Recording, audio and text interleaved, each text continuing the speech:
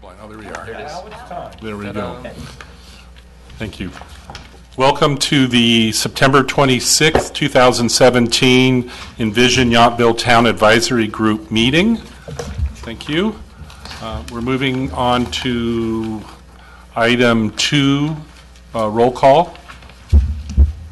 All right. When I say her name, just say here. Alternate member Pena. Here. Alternate member Hudson. Here. Member Wickers. Here. Member Johnson. Here. Member Hauer. Here. Member Whitney Diver McAvoy. Here. Member Chalmers. Here. Member Brightingham. Here. Vice Chair Dennington. Here. Chair Knight. Here. Let the record show that Member Santos is excused. We'll also let the record show during the roll call now that Member Hudson will be a voting member this evening due to the absence of Member Santos. Good. Thank you. So, will everyone please stand for the Pledge of Allegiance?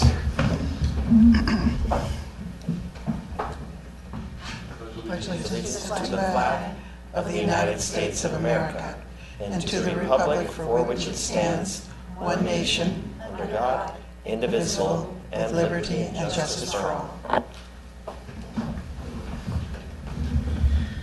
Thank you. Just a brief comment before we adopt the agenda. I just wanted to, before we adopt the agenda, ask the group if they have, so tonight's meeting will be primarily about a discussion on conservation policies and open space. And so is there any just general questions about the process that you have of staff before we begin the agenda? Okay, hearing. Okay. Just wondering how detailed we need to examine things. If we're doing a nice high-level strategic statement, you don't want to go into a whole lot of detail. You need some policy and say, hey, we ought to look at this, we ought to look at this. Do we need to go more detailed and be more specific in what we're after? Question, Sandra? The policies themselves, we don't want to dig so deeper in the details of the implementation measures, but I think that there's room for discussion of those details tonight because they can help inform the overall policy. So if we get a little off track, we'll bring it back, but there's just room for all of that discussion tonight. All right. Okay. Good. Any other questions or process? So the only thing I was going to ask the committee is, our advisory group, is that on item 7 we have commission comments and reports. So throughout the meeting, what I'd like to do at that point in the meeting is maybe do a debriefing or just a general discussion of how the evening went. So if you, as the meeting's going along, if you want to make notes of comments about the process tonight or about ideas for the future, then we'll bring that up on item 7 on the agenda. So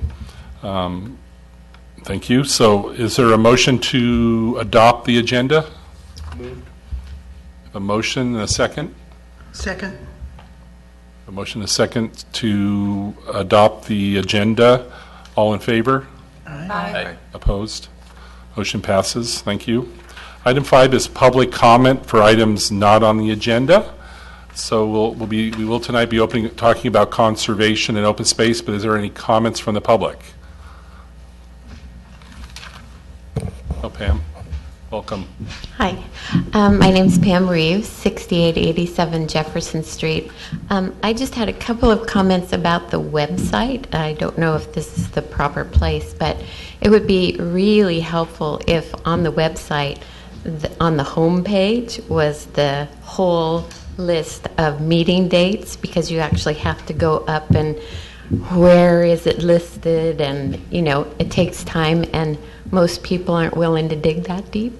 And also under each meeting it doesn't have anything that's going to be discussed. It would be really helpful also that there's some general things, like if this one was conservation and open space and whether next one is land use or whatever. It would be really helpful for the general public to know that, because it's not clear.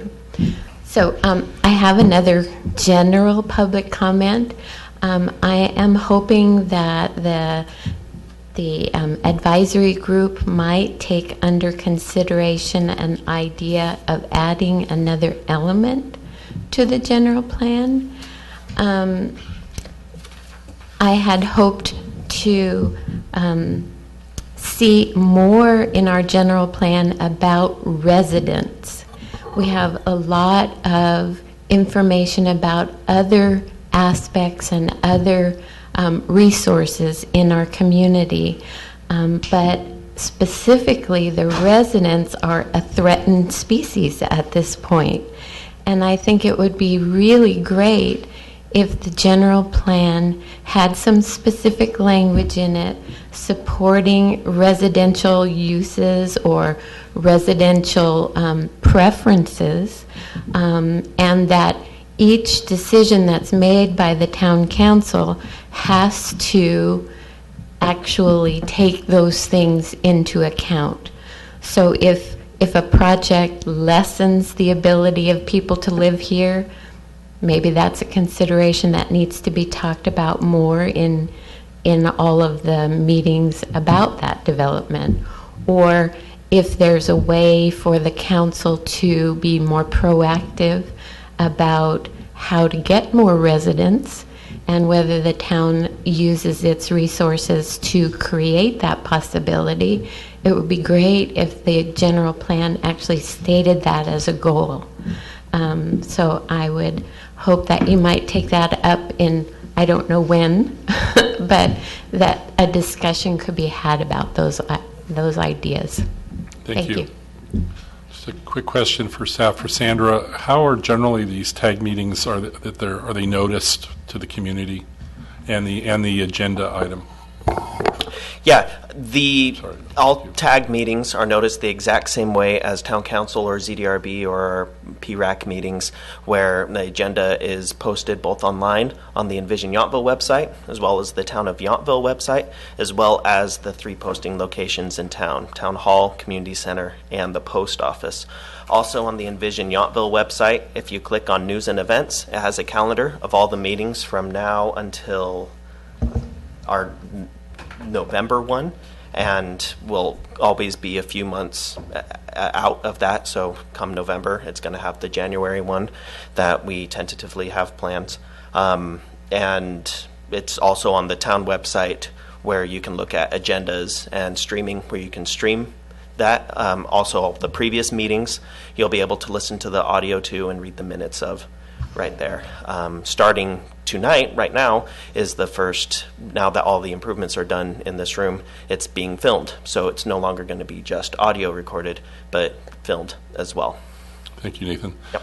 I might talk to you just generally about, especially because October will be, and into November will be land use, which will be some big issues that maybe we could look at a way of postings. I know Samantha sometimes posts on Yountville neighborhood, and so maybe we could use that social media forum to also announce the meeting. So thank you. Are there any other comments from the public? Is there a way to put it in the Sun, Yountville Sun? We can always reach out to the editor of the Sun to see if they'd be interested in publishing TAG agendas. Okay. Absolutely. Or a short meeting notice or somehow. Right. Thank you. Hi, I'm Penny Proto, 1971, Yountville Crossroad, and I guess I'm kind of in the same direction as Pam Reeves as far as the residents and also the consideration of the number of second homes that are happening. Our neighborhood just recently has had some issues with that, and I know it's kind of a valley-wide consideration. St. Helena's been dealing with it, Calistoga, and even Napa has been dealing with the second home and what it has done to the neighborhoods and kind of the residential feel, the residential of the towns, actually. So I was hoping that when you looked at planning, if there were ways, and I think there are ways, of making housing stock more affordable, maybe not quite as attractive as the second home type of homes that would be built So that's all I wanted to say, was to consider that as part of the strengthening of a residential town or community would be to make housing more affordable. So thank you. Thank you, Penny. So just as a reminder, October 12th is our next TAG meeting, and that first meeting will be, we will focus on land use. On the 26th of October, we have a community workshop at the... 19th. I'm sorry, October 19th, we have a community workshop at the community hall on land use. It'll be a couple-hour program with a lot of activity to discuss land use and the issues that you brought up tonight. And then we will also then have a meeting in November, another TAG meeting, at least that another meeting, the first meeting that we have in November, that will also discuss land use as well. So thank you for your comments.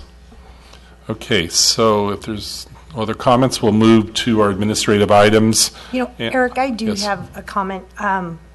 This just kind of goes back to when we went over the noise ordinances, and I'm sorry to be kind of bringing it up after we already discussed it, but I just didn't remember this being in the discussion that we had. And a couple of weeks ago, I got together some neighbors, residents, and visitors, and we kind of went over some things, and this was actually brought up. I don't remember there being anything in about the start time as far as like for use of power tools and everything. Is that currently set at 9 o'clock in the morning? Is that right? That's part of our municipal code as to the specific provisions where noise is permitted. It's addressed on a higher level in the general plan, so we won't reference those specific time periods, but we'll address more the importance of regulating noise impacts in the community. The current noise ordinance is a way that we've interpreted concerns we've heard before, and construction noise is generally limited from 9 to 6, weekdays only. Weekdays only. Because one of the things that people did bring up is that, you know, maybe there could be contractor exceptions for limited projects. You know, if you think about starting at 9 o'clock in the morning, if you're putting a new roof on your house or something, I mean, those fellas need to start early before the heat of the day.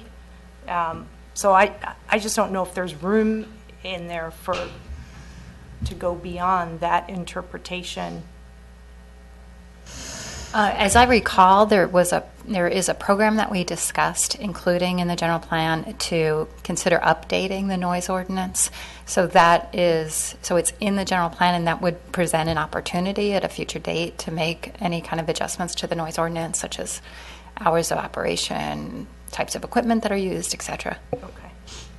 So generally, I'm sorry, just real quickly. So generally, as we talk about a specific issue like noise, we talked about objectives and policies at the last TAG meeting, and those general policies eventually will translate into, should translate into action by council or the public, asking them to make amendments to the municipal code. So I mean, one of the things, we won't get super specific on our vision and objectives, but we will definitely be able to direct us to council our desires, that it be, you know, that there be that they consider, you know, all the different ideas to reduce noise or in the community. So as we come up with these questions, is there a vehicle that we can refer these to staff to go through the proper thing? They're not part of the general plan. We all agree with that.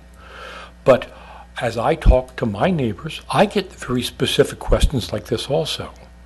And so if we had a vehicle where we could channel these to you guys and get it to the proper organization for a presentation to the council, I think that would be very helpful to tell people we've got a way to handle these questions. So we are interested in learning the details of residents' concerns as part of this process, and we're taking note and creating lists, but we're not anticipating doing any changes to the zoning, or any big changes to the zoning ordinance or design ordinance or other municipal code sections, because we imagine that will follow this whole process, and we'll have a more comprehensive update to do at some point. So right now we're just keeping track of what we've heard, but probably won't be taking ordinance amendments before the council. until the end, until after the conclusion of this So the process. answer is no, there's not a path. There's a path to start that after this process. We don't want to get ahead of the policies that are discussed here and enact new rules and laws on the books that may not be consistent with what we're hearing as part of this group or the public. My concern is that as we collect these, talking to various residents, how do we channel these to you? Just bring it up in here during a general comment period? Probably the best time to have that is what Chair Knight talked about at the beginning of the meeting. Number 7 there, commissioner comments and reports. It's the best time to have these conversations. And what that leads to is just this path that we've talked about, the process of we have the general plan update where we have the kind of overarching policy discussions, should we regulate noise, all right? Some kind of policy about that.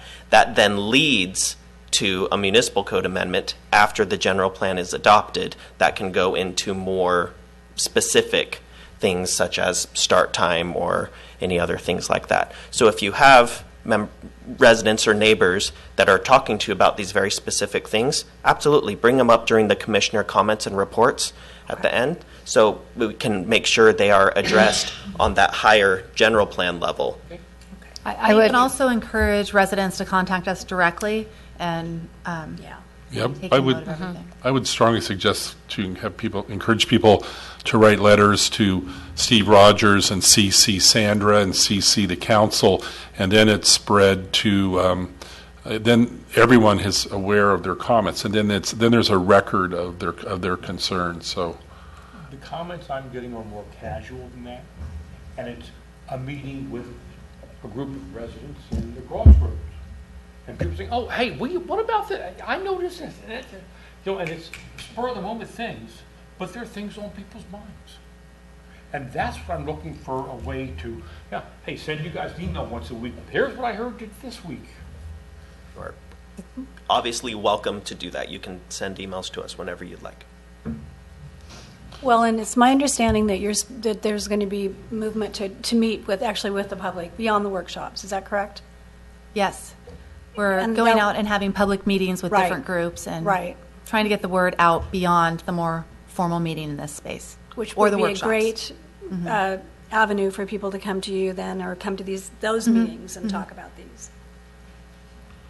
So I think we should move on, but the only thing I would just generally want to summarize with is that we are not commissioned by the town council to make changes to the zoning and design ordinance, but I think they commissioned us to basically present to them the most specific objectives and policies that we can that direct them to the vision that future councils will want to consider. And I think our challenge will be to present as specific objectives and policies that direct that help direct this current council and future councils to make decisions that we feel will benefit the community as a whole, residents, and that's what I hope to. I mean, we so far we've worked with noise and safety, and now we've started really with more of the meat of this, with conservation, open space, and then significantly conversations in the next couple months on land use. And I think we'll have a lot of work to do and a lot of opportunity to present those visions. So thank you, everyone, for questions and comments. Let's move on to approval of the August 10th, 2017 minutes. Are there any changes? Otherwise, is there a motion to adopt?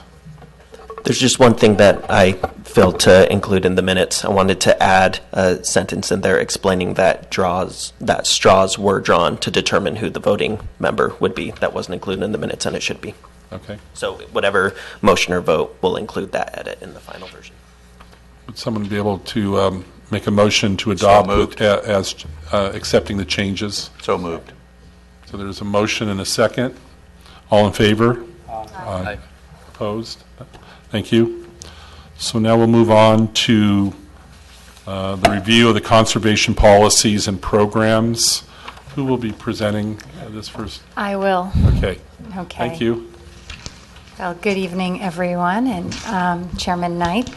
So the first thing we're going to do is review the conservation elements, policies, and programs. The conservation element is one of 7 required elements by state law. And this element addresses the conservation, development, and utilization of natural resources, including water and its hydraulic force, forests, soils, rivers and other waters, harbors, fisheries, wildlife, minerals, and other natural resources. So there were 2 existing conditions reports that were linked to in your meeting packet, and one of them was specifically on conservation, but there were also some topics that were covered in the community services and facilities existing conditions report.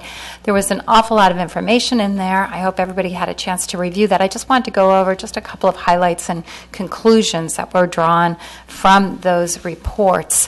One of the things that the conservation existing conditions report does is it reviews different land cover, vegetation covers, wildlife and habitats in the city and in the town and around the town. The conclusion here is most of the land within the town limits is actually developed. It's either urban, it has vineyards or deciduous orchards, and then there are some hardwood woodlands to the west of the veterans' home. The existing conditions report also talks pretty in detail about special status species, and those are species that are either threatened or endangered or rare. There are 55 special status plant species and 45 special status animal species in the region. That region is what they call a 9-quad area, and it extends through most of Napa Valley as well as goes into the west, into Sonoma Valley as well. So these are special status species that have to be taken in consideration, particularly when doing environmental quality analysis of a new project. The report shows that air quality is generally good in Yountville. There were only 2 days in a 3-year period when ozone or smog levels exceeded the 8-hour standard. Most of the smog, the biggest source of smog, of course, is automobiles. The issue here about air quality in Yountville is that because of the way the prevailing wind goes, it comes up and it can draw air and pollution from the Carquinez Straits region. And then you also, of course, have the mountains on either side, the ridges to the east and west of the valley, and so that blocks a lot of the prevailing wind that would come through and blow more of the pollution to the east. So the issues with air quality are generally when it's sunny and the air is still. But again, there's only were 2 days when it exceeded those air quality standards. Can I ask a question, or do you want to hold questions? Sure, go ahead. In terms of this year, I know that there was a lot of concern about the smoke that really settled in the valley, and it was very difficult for people. And it was from the vineyards burning, because they hadn't been allowed to burn for so long, their debris. And I guess this year, because of the drought really being broken, they were allowed to burn off almost a 3-year backup, I guess you'd say, of debris. And we had, weeks where it was very, very, very difficult on Yountville. It was very smoky. People had to stay inside. So I don't know if that's counted in there or how we even think about that, because we are impacted by policies, I think, from Napa Valley allowing them to burn. Right. So the data that's in the existing conditions report would not have included 2017. I'm not even sure if it was 2016 was the last year. It may have been 2015. But we can go on to the Air District's website and find out exactly how that kind of burning impacted air quality standards. And so that's something we can find out and get back and report back to you about, as well as I'm not familiar with Napa County's rules about burning in vineyards and how we can impact that, but that's something else that we could look at. Okay, thank you.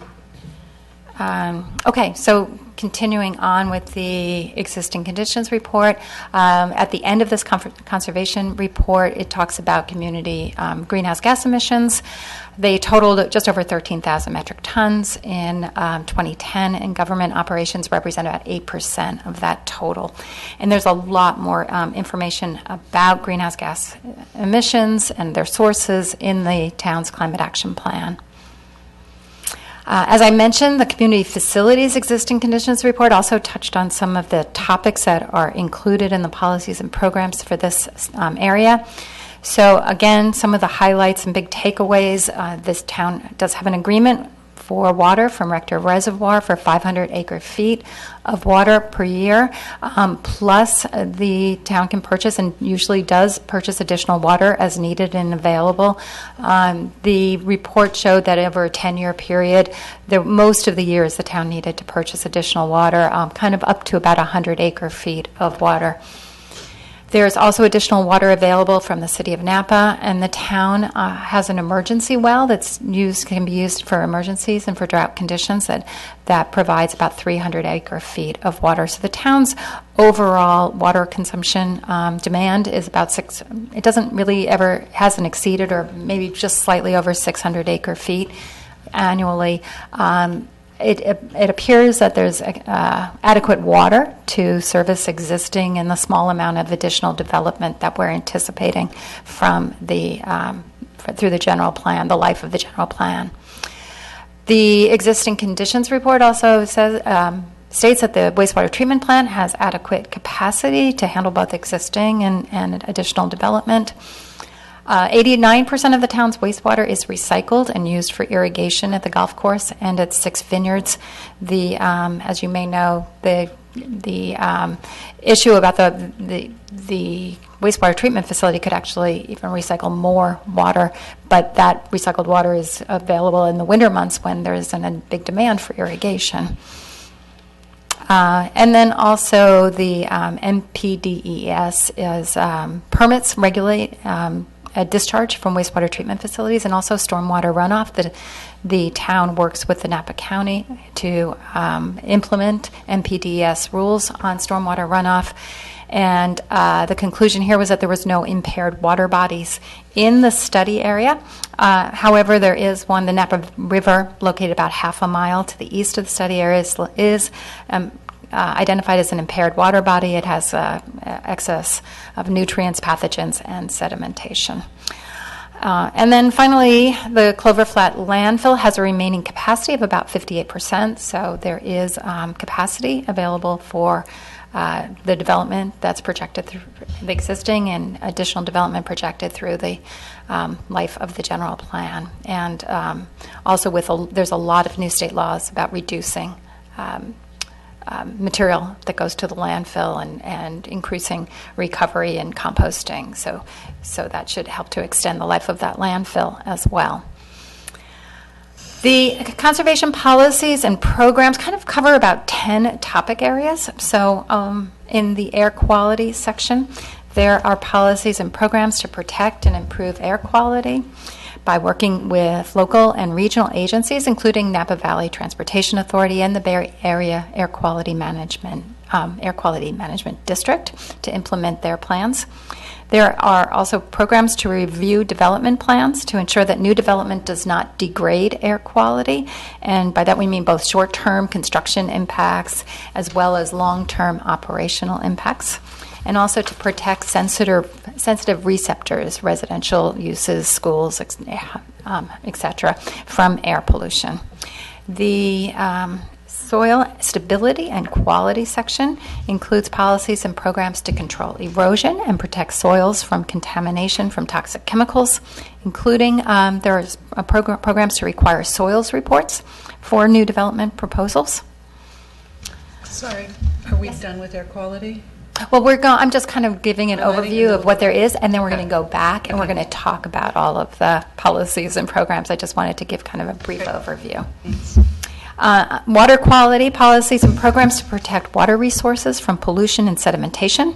Also programs to encourage the use of pervious materials, low-impact development, and integration of natural features into the project design in order to aid stormwater treatment and infiltration.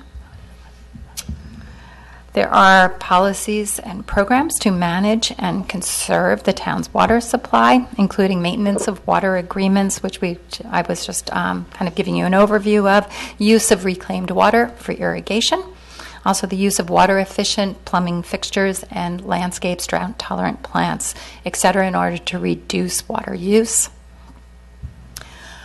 There are policies and programs to protect and preserve trees, native vegetation, riparian habitat, and wildlife habitat.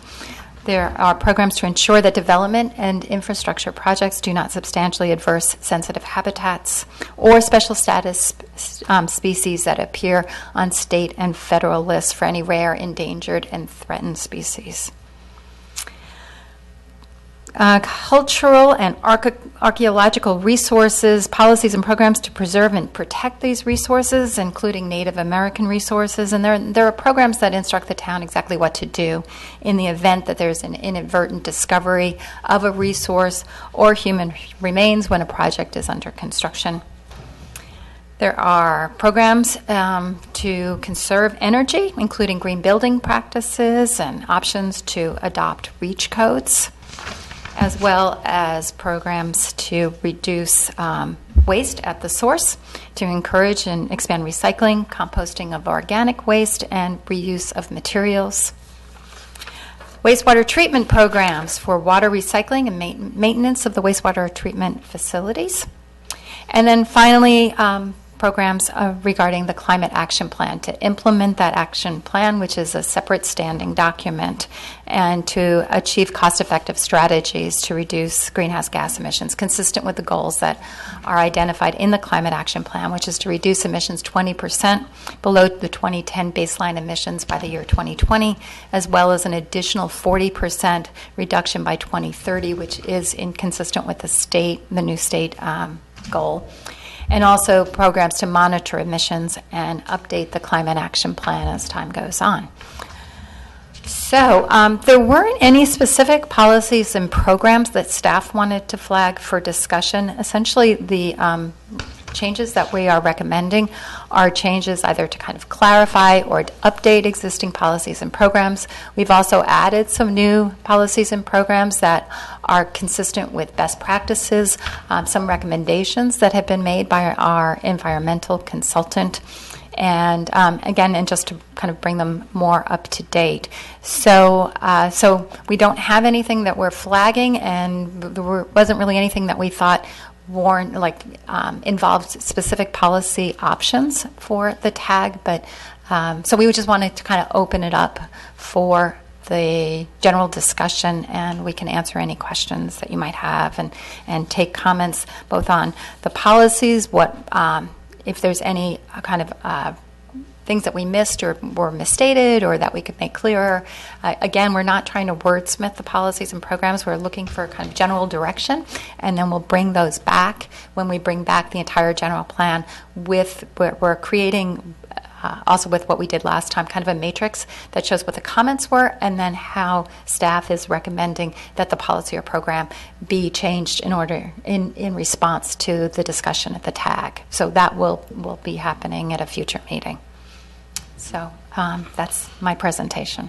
So unless someone else has another suggestion, I would suggest we move through these items, and as they break out on objectives, air quality, and then as we move to the different subjects, and we'll move through the policies that are retained, revised, delete, or are added, and if you have questions. So unless anyone disagrees with that, maybe we'll just start with on page 1 with air quality. And does anyone have comments from objective 1 through the Y1 program on page 2 for air quality?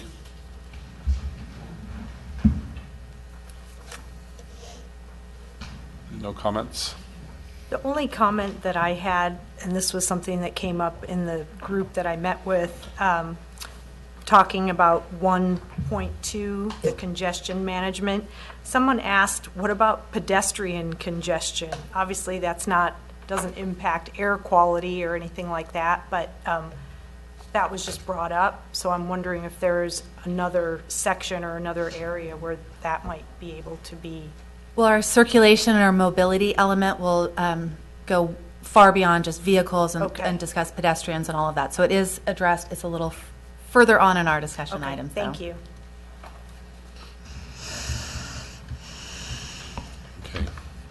I think we talked about the last meeting. I mean, one of the concerns I have is generally 29 from California Boulevard to Madison. There's issues of traffic and the lights and backing up and safety and all that. And I think that's something we talked about that I'm assuming through this congestion management plan and some of the policies and objectives, what we'll hopefully see down that the council will look at is ways to update that management plan to improve that. And that's getting an example of specific concern I have that I think the general policy or language allows for staff to do, if that's correct. So That's correct. okay, so there's no other comments. How about under AB or A9B, issue stability of soil? Are there any comments from objective 2 through 2.3? Yes, I have comments on that. Okay. It goes from 3.1, but it also goes into all the way to 12, and that's with the water runoff of chemicals. Does the town have a listing? I mean, maybe Joe can answer this, of the chemicals that are used in town. I don't know to where the public has access to see what is used. My specific question is around like Roundup. That does impact the runoff and the Napa River. So I'm wondering, is there an avenue for that to be addressed at some point that impacts several of these subjects, from the chemicals to the water runoff to that type of thing? The town does observe an integrated pest management program, and I don't know all the specifics of that, so I would turn to Joe if you wanted greater detail, but it is part of the work of the Public Works Department to analyze and share that information. I know that there are regular reports to the council, and that I believe there's an identification of the chemicals that are used. Is there and the amounts as well. Is there a movement of the town to visit the different chemicals and phase out some of the chemicals that are being used? There is, and over the last 3 years, or perhaps that's even longer, the town has reduced significantly the amount of chemicals used. I don't know as to the scope of different chemicals. Are we changing? And I'm also not specifically, putting the town on spotlight, but also we have a multitude of gardeners that work within town who are not necessarily under the same auspices of the town. So is there a way that the town can incorporate some of that and apply that to the contractors that come into town to work? So there would have to be further discussion at that before the town council to regulate that aspect of private property use, and we haven't taken that direction. The town's goals in reducing the use of chemicals for pest management has been done on town-owned property and parks. Right. That's simply a discussion I don't think we've had yet. Let me suggest maybe we want to consider this as one of the objectives. While we are covering this area. So maybe under the issue of quality of soils, a source of contamination are these various gardeners that are coming into our community, and they're using whatever chemicals they want. Is there any restriction on what they can use? And if there is, how do we let them know? I think that we could include a program in here about the town utilizing integrated pest management practices and encouraging others to do the same. So That's something what along I those had lines. written down on 3.1 under toxic chemicals. I thought maybe we could add some verbiage that says also evaluate the chemicals in use and explore viable alternatives if possible. Yeah, it's not just it is the gardeners. Certainly that would be a bigger issue. In the report that we were given on the Park and Rec Commission, the town's use has reduced, as you mentioned, significantly of some of the chemicals that you were talking about, and that the overall use, even with the agricultural community, is pretty minimal in comparison with the homeowner use. And so homeowner use might include just homeowners using it, as well as the gardeners that work for them. So if we're trying to restrict it or control the amount of chemicals that get into the soil, both those would have to be addressed. Well, to me, it takes in the same connotation as we're looking at the noise ordinances around blowers and other things. This is the same kind of thing. It's a different verbiage, it's a different subject, but it's under the same type of thing. And so that's my concerns that I'm putting forward. A question regarding that. So I'm not sure what exact chemicals we're talking about, but if it's a commercially available product that you can buy at any local hardware store, is it even reasonable that we could add such language? I mean, if you can go buy it, how can we restrict someone from using it? Is that even but feasible? But you can buy a blower at the garden store. It is feasible. Also. Okay. If it's determined that that has a negative impact on area soils, that it could be a specific policy to reduce private property use of those chemicals as well. So one of the issues I think that came up in the near past was either it was the county or some other agency, like spraying in the creek around boysenberry bushes and all that, where all those a lot of those chemicals require a notice where you stay away. And I think there was issues the town may have addressed. How do you post to let people know that if someone is coming in and using a chemical that requires a 24-hour, I'm not sure I'm blank on the right term, but a 24-hour reentry. That's right, reentry policy that is being done. And so I guess what this is interesting. This brings me to an idea. I was reading through all the policies, and maybe this would be helpful here. As I was going through all the number of the policies, I noted on page 13 under waste reduction, there was a policy on public education. But I didn't notice, like, for example, earlier on, as we were reading through water conservation, there wasn't a policy on public education and generally what it says on 10.3 on 13 is working with an agency, conduct outreach and educational campaigns for composting, which is a general kind of language that we're asking the council to maybe put policies in place. And so one of the things that you brought up about, I didn't think about it for soil or air quality, is that maybe we're looking at a policy statement that somehow follows 10.2 in air and soil quality for public education, just like, this is my suggestion, we need one for water conservation, because there isn't a particular policy in here for that. So that's my suggestion, is that we're looking at. I like that. Yeah. Thank you. Yeah. Mm-hmm.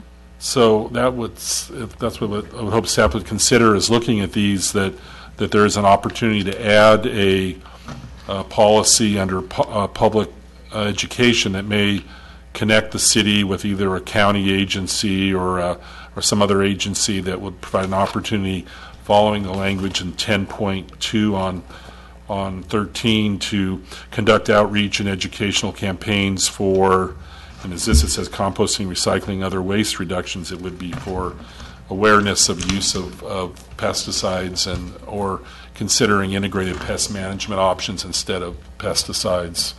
I would think that should be under both the quality of soils and also the quality of air, because it impacts both of those. I'm sorry, again, sir. I think that policy should be inclusive in both the air and the quality of soils. I agree. And I think that's what we're looking to do, is provide the direction to this council to give the residents as much information as possible, and maybe outreach eventually to set up policies where vendors or people are made aware. If they're going to spray in the community, they should be aware of what. I'm sorry, Sandra, did you have a comment? Or No, I was agreeing. Yes, and I we think can do that. Part of the chemical education would be the potential alternatives and how to facilitate providing those alternatives in some way. I see it like Central Valley, they give you free ladybugs or, things like that.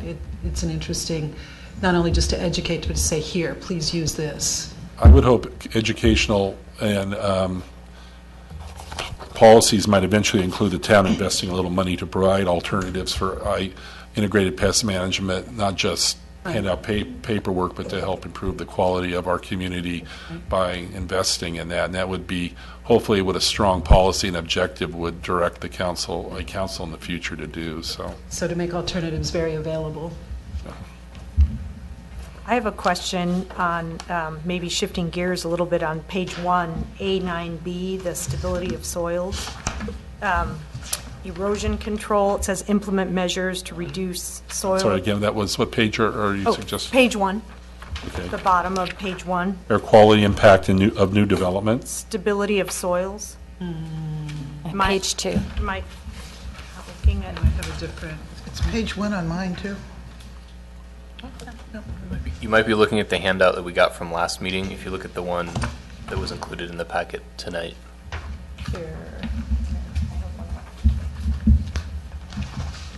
Objective and policy numbers Objective and policy numbers haven't changed, though, so if in the future there's confusion about that, clarify just by saying the policy number, and then A9B. Okay. Erosion control. Implement measures to reduce soil erosion and surface runoff. When I read that, I kind of wondered, is this, like a recipe for more curbs and gutters around town? Or what does that mean? The full, and it may be that you have a different version. You have the earlier version because we made some changes, and then the one that went out in the meeting packet is the full one. So the program or the objective reads: implement measures to reduce soil erosion and surface runoff during and after construction. Okay. Just to clarify. Sorry, thank you. I wonder what influence the town has over something like the golf course that was brought up a few years ago, that fertilizer use was a potential for runoff and problems. Okay.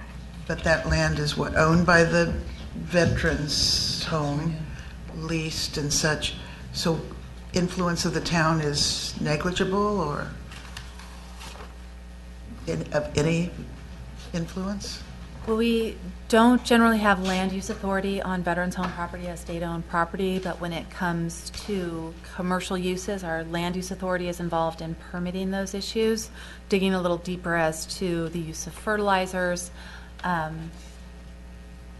There may be some influence. No. Turning to Joe. You have a comment, Joe, or no? Right now, or just for a little insight? Thank you.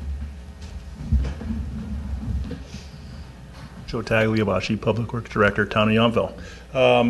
So let's go back to the comment earlier about the pesticides, our pesticide management program. I think there's a few misconceptions about some of the pesticides and runoff. So the one that was earlier discussed actually binds very tightly to the soil, so that runoff issue isn't really the issue that people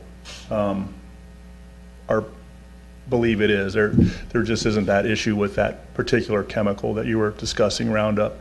Some of the signage is placed in an abundance of caution, not because there's a requirement. Most of the stuff that's sprayed in cities and towns and really out in the valley in general don't require any real noticing. They're basically benign chemicals. I think there's been some information about them being on the cancer list. I just read this morning that coffee's now on that list. So coffee, sunlight, nighttime work, aspirin. There's a variety of products on that list. I think it is important that all of us learn more about it. I do appreciate the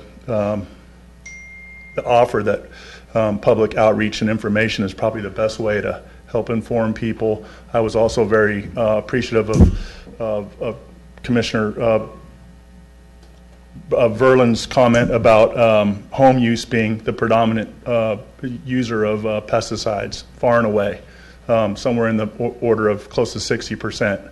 Very hard to regulate. The Ag Commissioner has made many comments on the fact that it's heavily regulated commercial use, getting the residential use more regulated. They don't even have numbers on it. They know kind of what the range is, but it's much more heavily used outside in the, you see commercials on the football games where guys are out spraying it in their sandals and socks. So it's heavily advertised, heavily marketed, and I think the Ag Commissioner is also interested in trying to help do some education and outreach. So I think that's a great idea.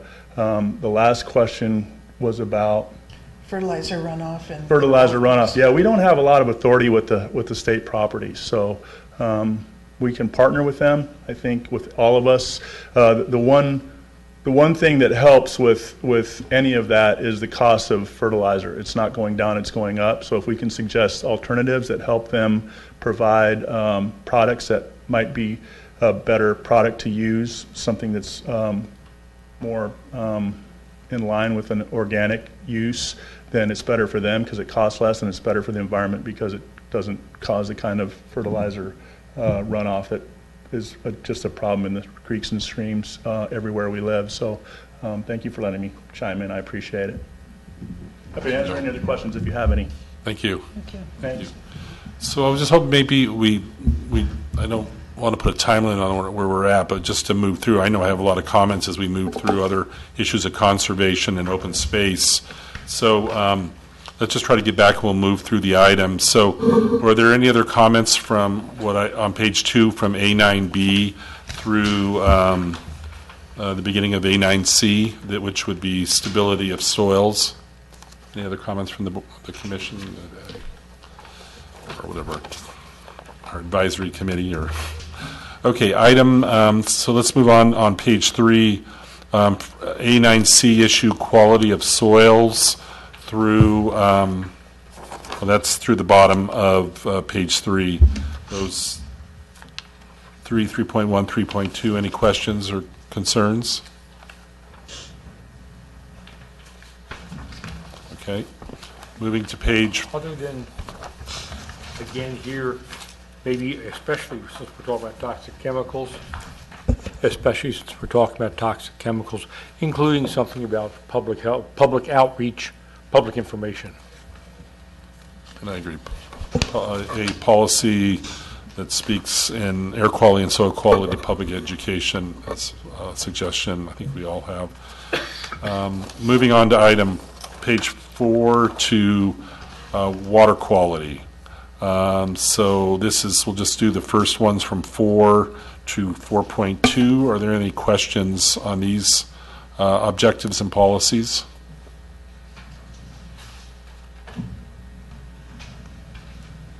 Okay, starting at the bottom of page 4, water conservation we'll just do right now through, to the bottom of page 5, water conservation. Are there questions or questions about these policies and objectives? I have a question about the water efficient landscaping. I know the current plan they moved to drought friendly plants, that type of thing, but now what we're seeing is a lot of concrete, a lot of kind of sterile looking, without green, without something to offset that. Is there any plans to maybe look at that? I'm putting the question to staff. Is there any plans to look at that to maybe start to bring a balance back from that? We have become concerned with that ourselves, and we've looked at ordinances that would limit the amount of concrete in a front yard and have provisions that for preference for living material. That was not an ordinance that was finalized, but that is something that we're looking into and shares the concern as we see the water efficient landscapes, we see more xeriscapes and hardscapes that really go beyond what is really pleasant and beautiful. Right, and that's commercially, North Block is, or North Yountville is where I really see it. Yeah. Yeah. Okay. So not just about residences, but also commercial development, just to say a certain percentage needing to be living rather than just hardscape? We don't have an ordinance in place, but it is something that we're looking at. Yes. Something. Good. Because I think with all the development that's happening now, and particularly with the changes that are being made with virtually every hotel, and already seeing trees being taken out and vineyards going away, particularly at Bellagio, I think there are a lot of people that were very concerned that happened so easily. And how do we voice our concern that that we want to maintain the green of the town. So if you look at what people love about it, it's a lot of that. So I think Lynn's comment was more about aesthetics, but it raised a concern, and this goes back to the safety element. But is there any concern if you're putting in concrete or even the turf lawns? Is there a flood issue with runoff? Because you've gotten rid of soils and put in hardscape, and all of a sudden we have more runoff instead of water going into the ground. Well, we're subject to rules that apply to new development that require a certain amount of the on-site runoff or building area to be retained on site and to some type of diversion system on the property. I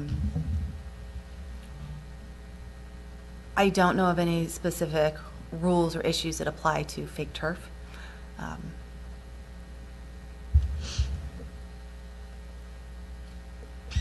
I guess my only addition to what you just said was you've got to divert the water somewhere. You know, if it's hardscape, where are they then diverting it to? So right, so the requirement to retain a certain amount of stormwater on site limits the total amount of hardscape that you can have, and so that works as one type of mitigation measure.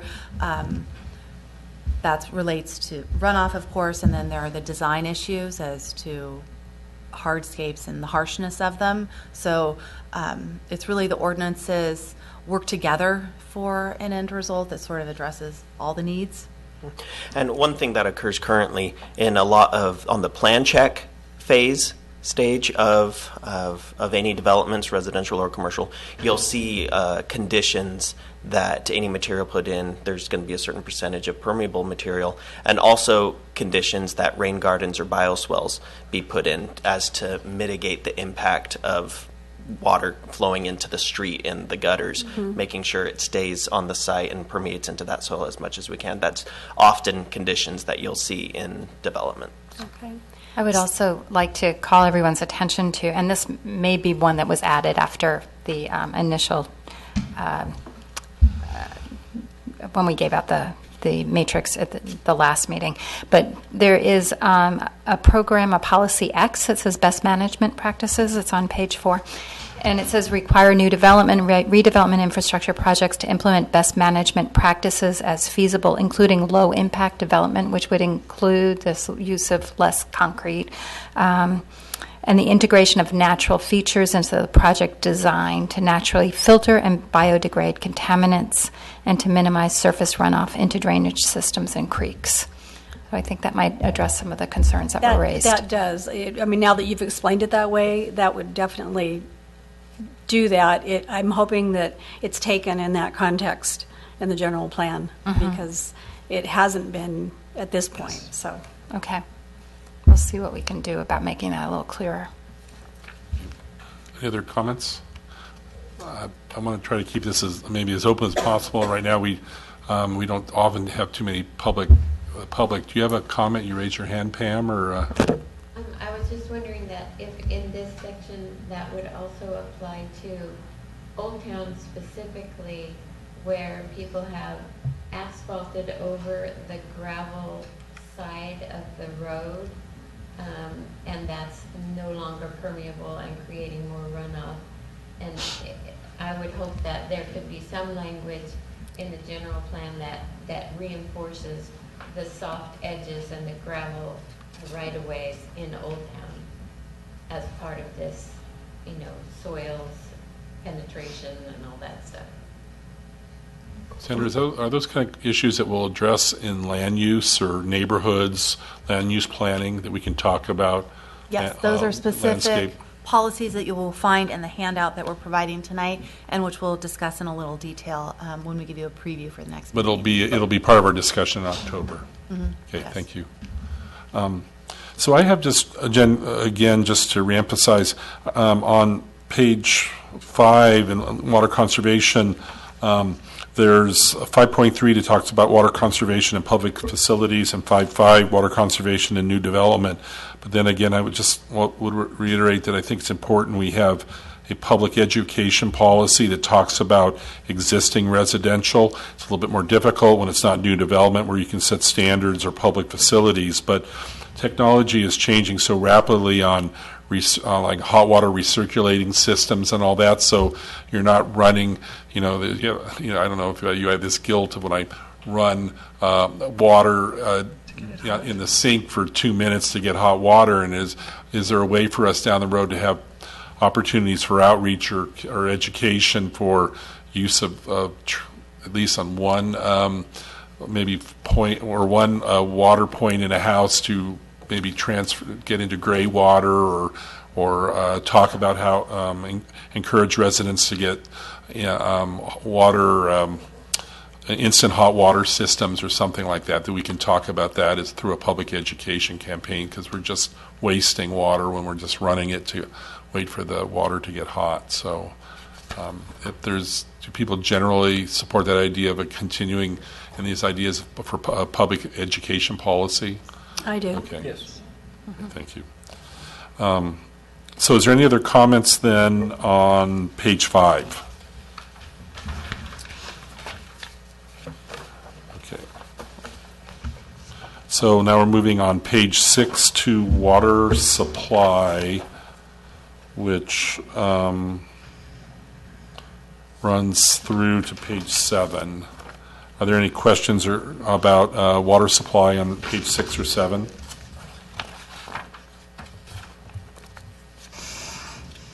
I have one comment about policy Y, groundwater recharge. It says preserve and protect open space and other areas that assist in the recharge of groundwater basins.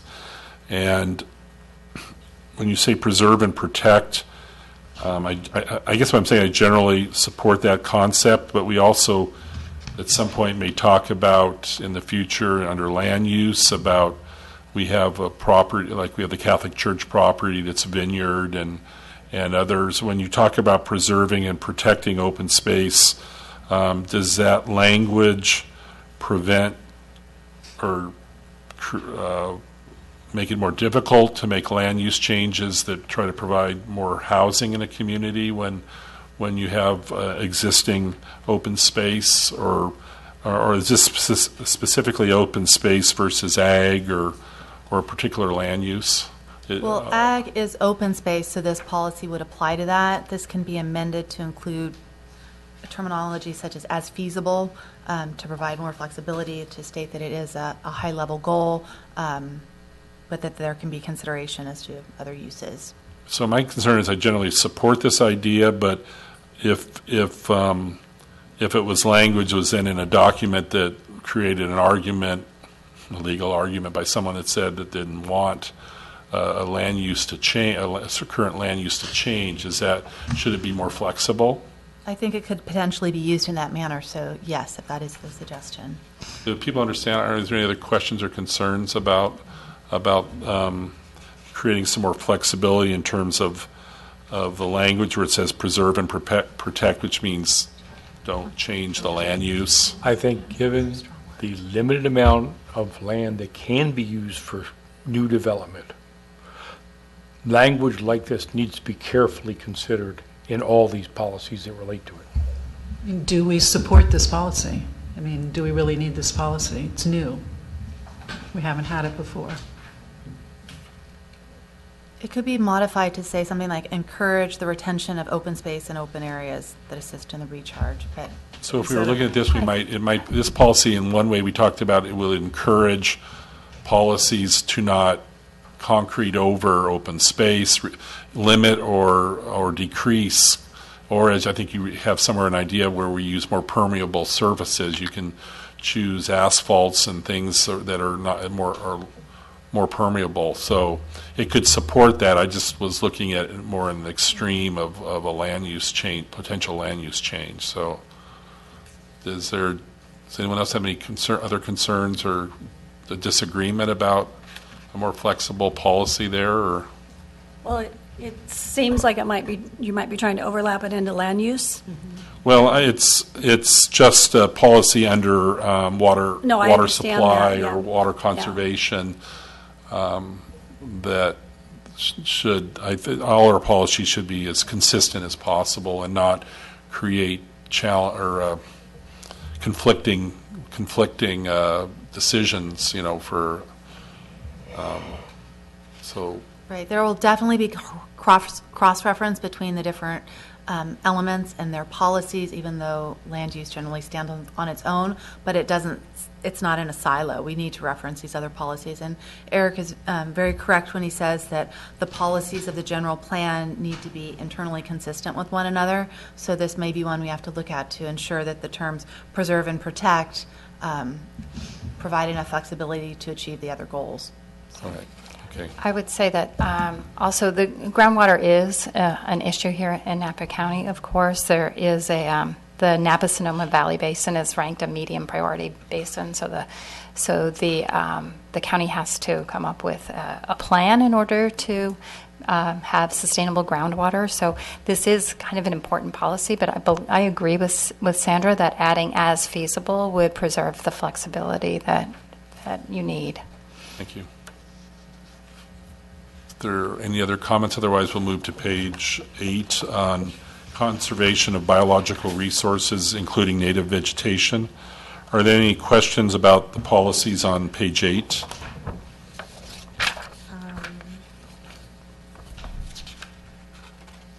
I had maybe a comment or a question. Objective number 7, protect the trees and native vegetation. I guess it makes me think about the redwood trees that are up in Yountville Park, the trees at the most northern end of the park that aren't getting any water. There's no irrigation going to those trees. So where it says, protect, but I just wonder, is there any action built into this to make sure that we're, assessing what needs to be done if there's extra changes or things that we need to do? It might be a factor of how old the tree is, and can it sustain itself without any artificial irrigation? They haven't been doing well without, in the drought years that we've had. So it's We've got been a lots concern. of redwoods in the crossroads. And trust me, they are not native, number one, not to this area. And number two, they don't like drought. And so I've got the same problem all over Crossroads that we have at the redwoods there and down by the bocce courts and all those redwoods. They're dropping leaves all over the place, or fronds, or whatever you call them. It's the drought.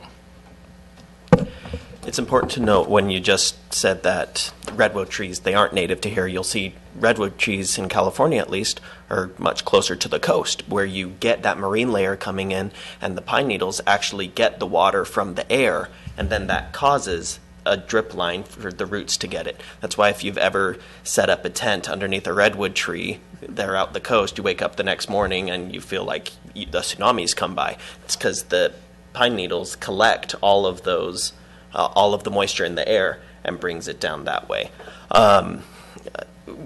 The town has several policies when it comes to tree preservation and management for both private trees and public trees, and in all of those, the town has contract arborists that come to give expert opinion on the correct way to maintain and protect public trees. We have those policies in place. I just wonder, maybe in the verbiage in here, then maybe instead of saying native trees, maybe we should say significant, or, trees of just says historic. trees. Right. So the objective is the more broad goal of this issue here, and then the policies underneath it are ones that get a little more into the detail. Okay. And 7.2, the tree management, may address that, or we could elaborate on it. It states to continue to regulate the removal, cutting, and or other activities detrimental to trees. That would apply to trees throughout the town rather than just town trees. I think what we could do, though, is add a program that specifically addresses trees that are on public land that the town owns, and then to include language about protecting and Nurturing maintaining them. them. Yeah. Exactly. Okay. Good.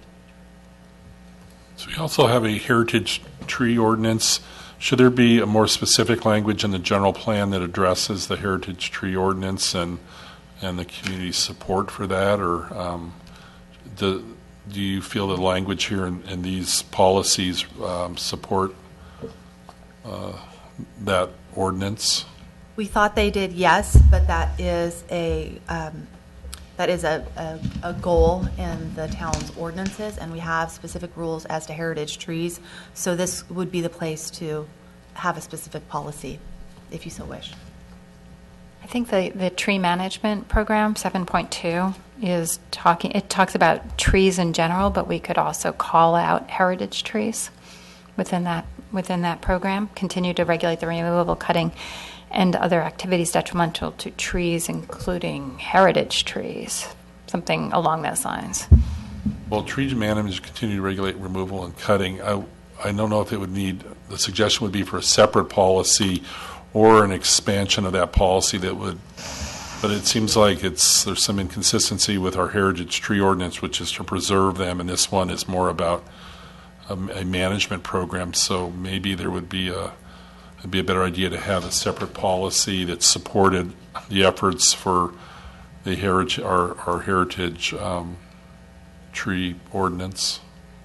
Could it be under 7.3? So preservation. Yes, and I agree. Yeah, maybe That that's where seems it could be expanded under 7.3. This one is limited to the development review process, and we don't want to limit protection of heritage trees. That's just one subsection of our tree preservation ordinance. So it is a broader issue. I think it may deserve its own header and program. policy. Yeah. Okay. And I apologize, I have one other question about 7.4 that relates to my question before about groundwater recharge. This says agriculturally zoned land in town, so it's not talking about Measure P or Measure J outside of the community. It says will be preserved for agricultural uses. And that's an existing policy. That's a policy for land that is zoned agriculture. We've looked in depth at this policy, and that doesn't prevent the rezoning of a parcel. And upon rezoning, it would open opportunity for that parcel. This doesn't lock agricultural land into an agricultural use for perpetuity as Measure P in the county does. No, but we're talking about the town of Yountville. We really have one property in town that is zoned agricultural. It doesn't have an underlying zoning. The Catholic Church property is zoned residential, and they're still growing, legal non-conforming, growing, they have a vineyard there. But we have one property that's zoned agricultural, and this is saying that we want to preserve that use? We have two. The Villaggio Vineyard is zoned agriculture. Oh. It is? And there's I thought it was just an open space. Oh, The okay. land at the It's north required end of as town is open also space zoned for agricultural. the One up here, one down there. This is my Vanna White showing. So that leads So me this to... policy wouldn't prevent the rezoning of property zoned agricultural to another use, but if you'd like to modify this policy as presented and... the word preserved is a fairly strong word. Is that in our current general plan? Mm-hmm. This is an existing policy. Frankly, we thought this would be a very sensitive one, so we're not proposing a change, although we realize that I'm change just can saying, occur with this you policy. always talk about consistency, and the town recently changed the agricultural use of that parcel by Villaggio to allow other activities, non-agricultural, on it. So it seems like it's almost inconsistent to this policy. So those uses, though, that were permitted on the Villaggio Vineyard are the types of accessory uses that are permitted under the agricultural zoning district. So they're viewed as consistent with the use of that land and the zoning of the land as agricultural. Okay. So I think does anyone have any other concerns about this language or this policy being here? If not, I don't want to take a lot of time. That if it's the staff recommending this policy remain, or Staff is open to discussing it. anyone have any other comments? I think that you can interpret this many different ways. And saying preserve the land. Where was the sentence here? 7.4. Preservation of native vegetation, yes, that's the key. And it says encourage preservation of native vegetation during the review process. Preservation of agricultural land, well, are we preserving it if we allow other uses on that land? I don't think so. I think the word preservation is the key here, as Eric was pointing out. If you want to be consistent with things, you might want to change the word, soften the impact of preservation of agricultural land. Would be encouraged rather than. Yeah. We encourage the preservation of agricultural land. Okay. I guess it's confusing to me that if it's zoned agricultural, what else can it be used for? It can be used for the processing of agricultural grown on the premises. But why do you need, I guess, if it's been zoned agricultural and when it's zoned agricultural, those things are inherent in it, why do we need a policy that says it will be preserved for agricultural use? It seems like, to Eric's point, that it is saying we won't change the zoning. So I perceive it as saying we're very happy someday to allow a winery on the property, to allow commercial uses that would be winery related, but no, we have no interest in providing affordable housing for teachers and firefighters, and we're really saying no to that by this policy. But we're happy to have a winery in town. So I just think this is a conversation we probably will talk about a lot in the next couple of months, and I just am bringing it up now because it seems to lock down a use that only one type of use on the property. So again, this is a land use issue, but it has fingers that roll out into these other policies. And so in making the general plan consistent, I think you ought to soften this at the very least. And then you'll find this issue again as we look at the land use and housing elements, because this issue is threaded through those, and it's been presented in this manner as an interest to the community. Since it is an existing policy, it's definitely up for discussion now what this means 25 years after our last general plan, and how agricultural uses may be needed to address the town's obligations under the Ag Preserve, where we are expected to take infill development and especially housing. So you'll see it's a very broad, big issue. I mean, in terms of our relationship in the county, and too. So I'm just trying to. Well, it also correlates into the next section we're going to go through. The open space element and view corridors and everything else, they're all tied together. And so I think that your point is well taken, because they're all tied together, and you can't exclude one without moving into another area, or include one without moving into another area. You heard enough comment from us tonight that you can consider some language, and then maybe it'll come back to us in the future? Or That's a possibility, and this might be the first occasion where the TAG would vote on something. You have options to keep the language as is, to modify it, to direct staff to modify it and bring it back to you, or to delete it altogether. That's something that the TAG has opportunities to make votes on, if that's the desire. We're going to be having more discussions when we do land use about, I think, the Palissa property in particular. If it's the outcome of this whole general plan process is to rezone the Palissa property, if we were to rezone it for residential use, for example, then then that would be done in the general plan, and the rezoning would happen when the general plan was adopted. So this particular policy would only apply to the one remaining agricultural parcel in town. I just want to make sure that everybody's clear Christine, about that. I'm sorry, what's the Palissa property? The Palissa property is the large 30 We call it the big green blob. Okay. Yeah.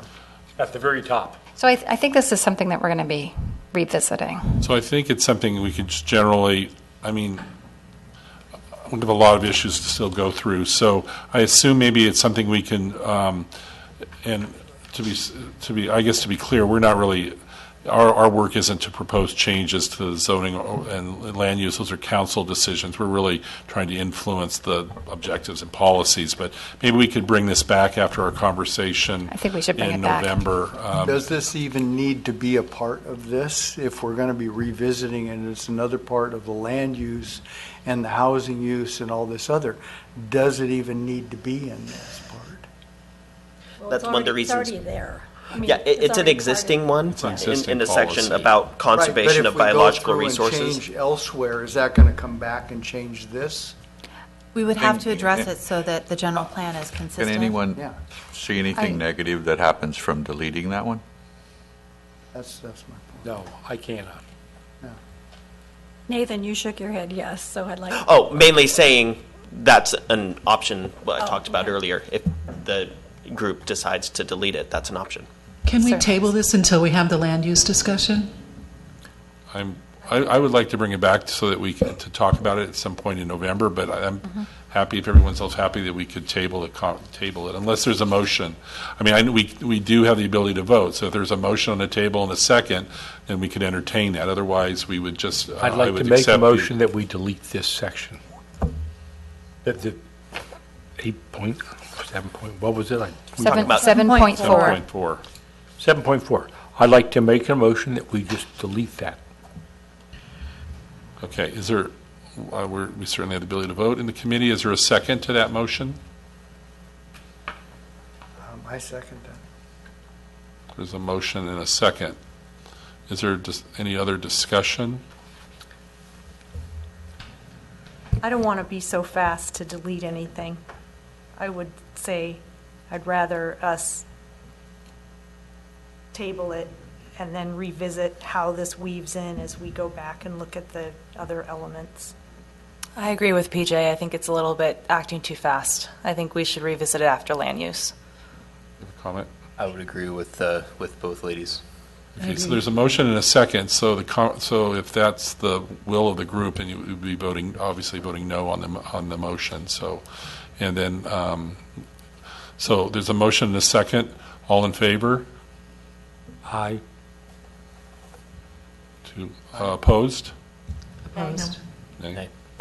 Looks like we generally have the motion fails, and so I'm hearing from the group generally that we'll just bring this back in November, and definitely I'm sure it'll be a lively discussion. So, thank you.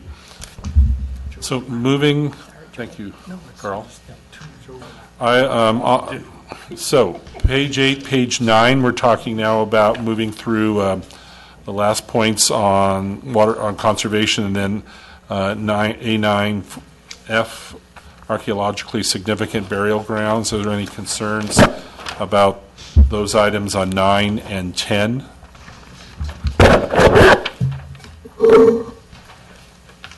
Hearing none, we'll move to page 11, and now we're moving into energy conservation. Are there any comments about page 11 on energy conservation and through to page 12, 9.7? I'm happy to see on 9.6 that there is a public outreach, public education, and so it's outreach and education. Maybe the language would say public education, outreach, and so that we're encouraging people to look at options like the HERO program and other programs where you can get funding from the county and others for solar or any other types of energy conservation programs that are available to the residents. I have a question on 9.5. Yeah, so we have a question about 9.5. Yes. Sorry, thank you, Liz. Not sure that this is in the right place where it says require streets and new developments be designed with a grid of streets with pedestrian and bicycle paths. Is that part of the congestion plan and the We're moving suggesting people? that 9.3 to 9.5 be moved to the circulation element where they would be better suited. Okay. So 9.3, 9.4, 9.5 would move to circulation. Is that okay? Does that answer your question, Liz? Or Sure does. Thank you. Yeah, Erica, I also have a question. On Thank you. Objective 9, the conservative energy and use renewable energy. In terms of charging stations for electric vehicles, is that something that would be covered in circulation as well, or is that something that would be addressed in this section?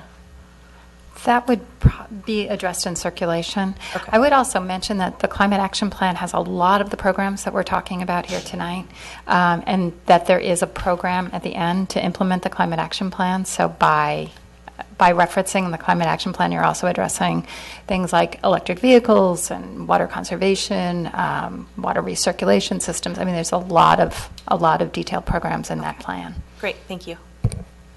I just have one comment for the committee, and that's about basically 9.2.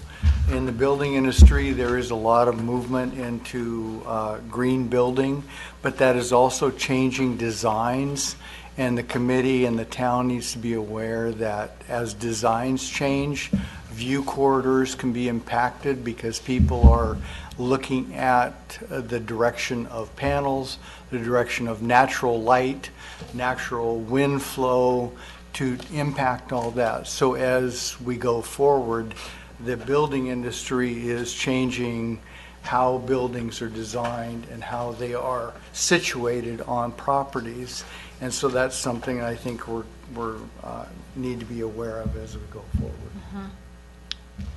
That's a really good point. I think those could be incorporated in 9.2.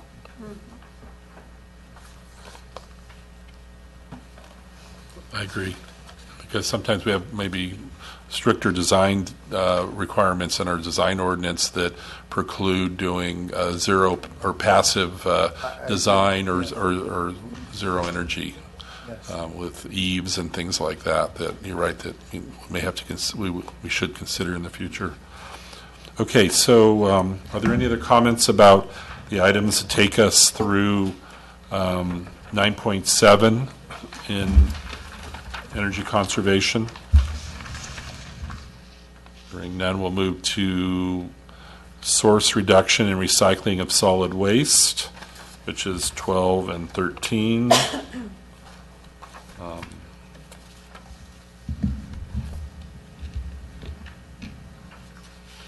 Hearing none, then we're moving on to page 14. Don't have any comments, so we're at least on that. So on 8. So now we're moving on page 14 to wastewater treatment and transmission.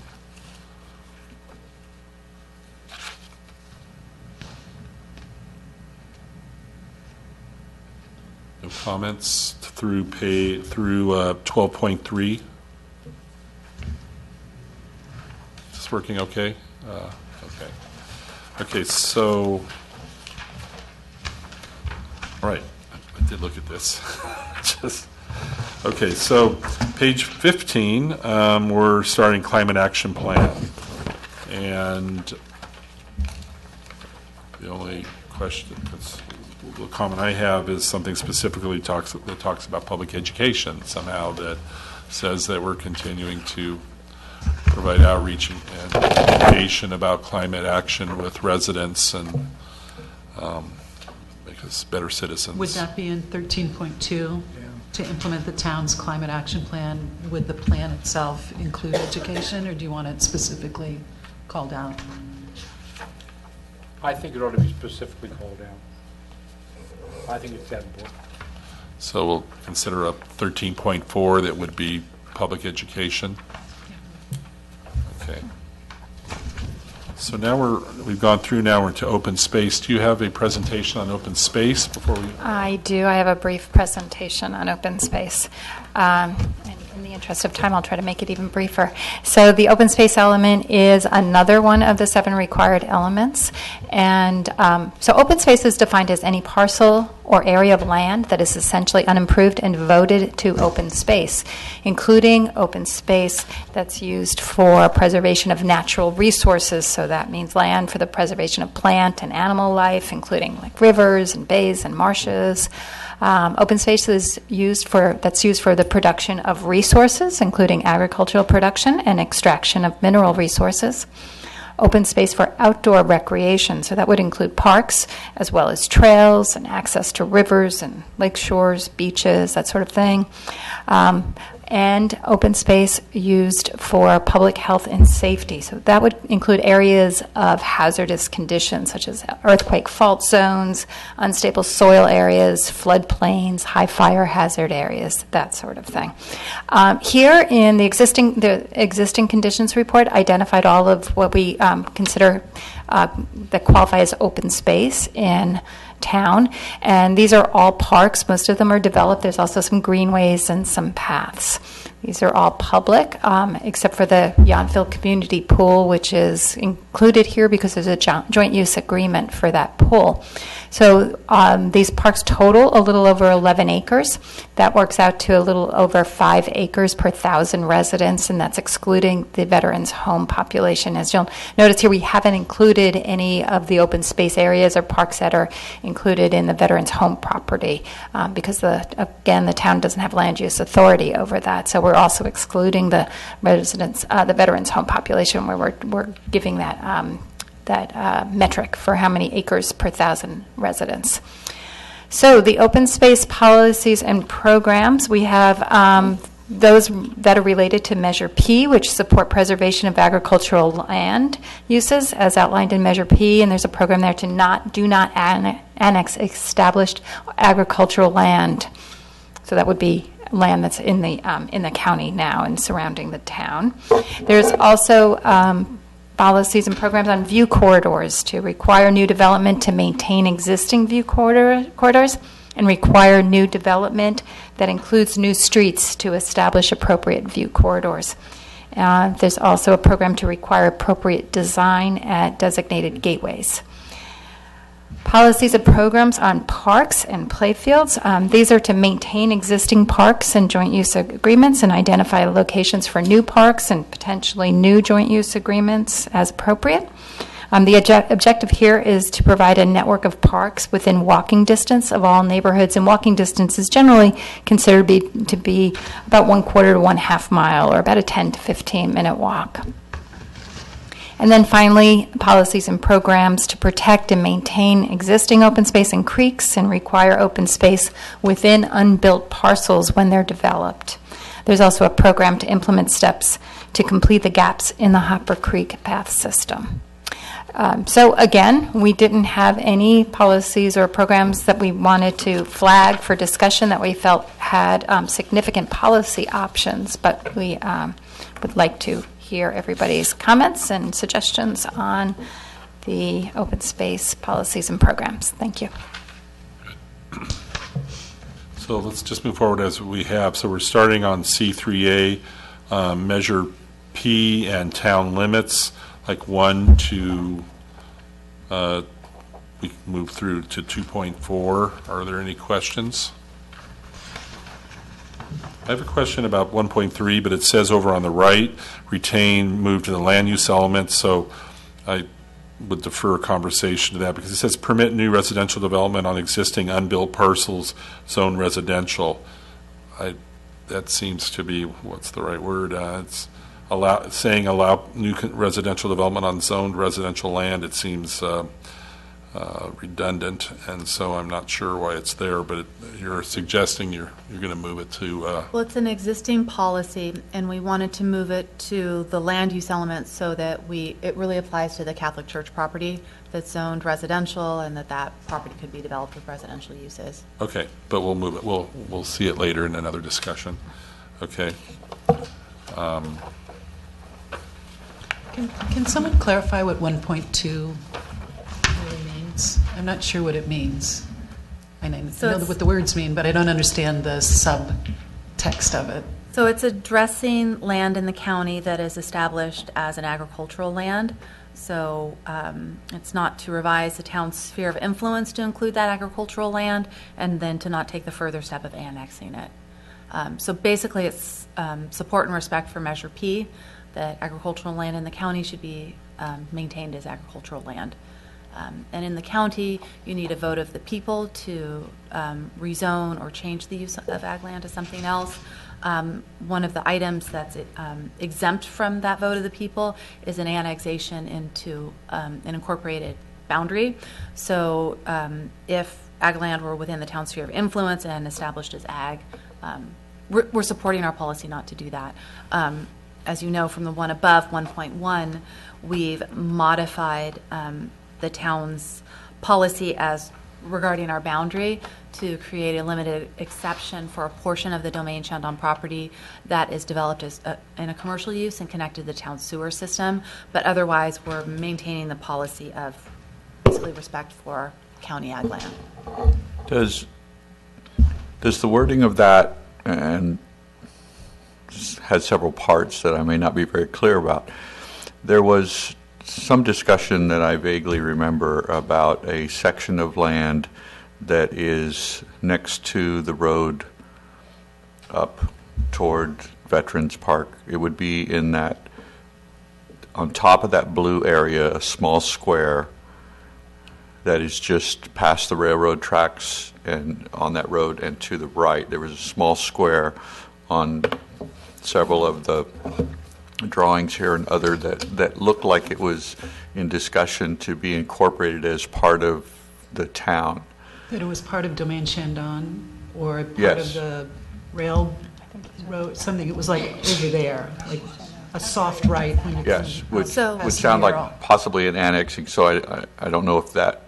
So you're speaking of the 10 acres at Domaine Chandon, and when LAFCO, the Local Agency Formation Commission, recently updated the town's MSR, Municipal Service Review, and Sphere of Influence, they recommended that that area be brought into the town's sphere of influence. So it is within the town's sphere of influence. It's the first modification to our sphere, yeah, that's a good visual, since 1965. And it creates an opportunity by being in our sphere of influence to annex that in the future. If you look at the screen, it's just turn on the microphone.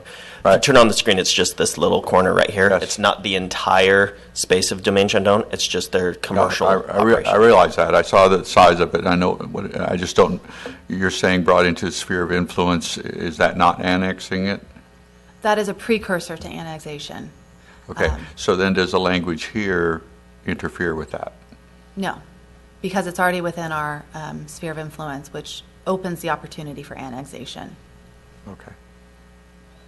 Now, this says. This is for future Provides the properties sphere that are of- brought Do into not it. revise the sphere of influence, the sphere of influence boundary as a precursor to annexation. Isn't that what we're doing, is revising the? No, because that's already occurred, so that's not an action that will occur, so that action won't be in conflict with this policy.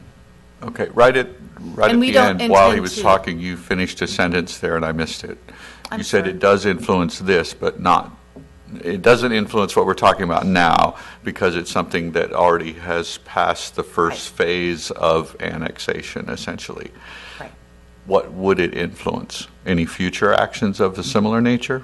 Yes, it would apply to any other parcels beyond the town's boundary that it would wish to bring into its sphere of influence, which would be very difficult with LAFCO because they support the county regulations and they have to balance the town's rights and rules against the county's rights and rules. So yes, it wouldn't. This rule would not allow the town to bring in any other land within our sphere of influence or annexed within our boundaries because of the policy for preservation of agriculture. The 10 acres at Domaine Chandon is truly an exception, and it's called out in policy 1.1, and it is not impacted by 1.2 because the action by LAFCO to include it in our sphere has already occurred. Mm-hmm. So you're saying there's no possibility it will ever have another exception? Right. Oh, well, I know about that. I think the history here is just that up to a year ago, our general plan said we would not annex any other property. And a year ago, the town, in conversation over many years, went to LAFCO for not an annexation, but for a sphere of influence to potentially someday annex a parcel that's not Measure J or Measure P. It's not agricultural land. It's part of the commercial business property of Domaine Chandon. And we service that property with sewer, which we've done for many years. And that property was literally outside the city limits of the town limits, and we were still servicing their sewer there. So this created a narrow exception a sphere of the town that, and I think what the town is saying now, and what in my conversations with the council members and the town manager and Sandra, is that this language says we are not interested in ever, at least annexing or asking for a sphere of influence for any agriculturally zoned land at or around the town of Yountville, that this was a unique exception. And we did change the general plan to get there, but it was an agriculturally zoned property. We had a tenuous relationship. We've had a relationship with that parcel for 20 years or more, so, or longer maybe even. So Right. Just wanted to be real clear on what we were. All of the other land surrounding the town is both a general plan of agriculture and zoned agriculture by the county. Just to elaborate on the exception here, is this 10-acre parcel of Domaine Chandon, while it was in the agricultural general plan designation, it's zoned commercial limited. So it's separate and apart from all the other land. And I would even go stronger to say that there is zero opportunity to bring within the town sphere or annex any of that agricultural land. That's inconsistent with Measure P, with the county general plan policies, and also with the town's general plan policies. I would just, when I said that, I was saying, you know, you never can say no, but I think what this council strongly supports is the county, our Board of Supervisors, and efforts to preserve our agricultural preserve. And so the town doesn't have an interest to challenge that. Right. So What do we know of the likely future of that 10 acres? We are in discussions with a 2x2 committee with the town and the county, and I believe we would like to pursue a discussion of annexation.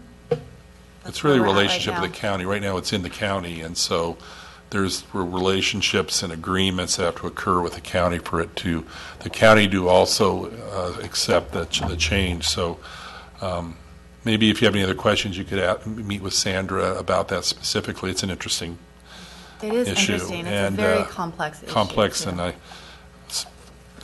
LAFCO's involvement in jurisdictional formations is just really complex, and the agreements with the county, as you mentioned. Very interesting, though, but I appreciate your comment. We need to move on. Does there anyone have specific concerns about view corridors, existing view corridors, and the language here that supports them on page 2 now of the... I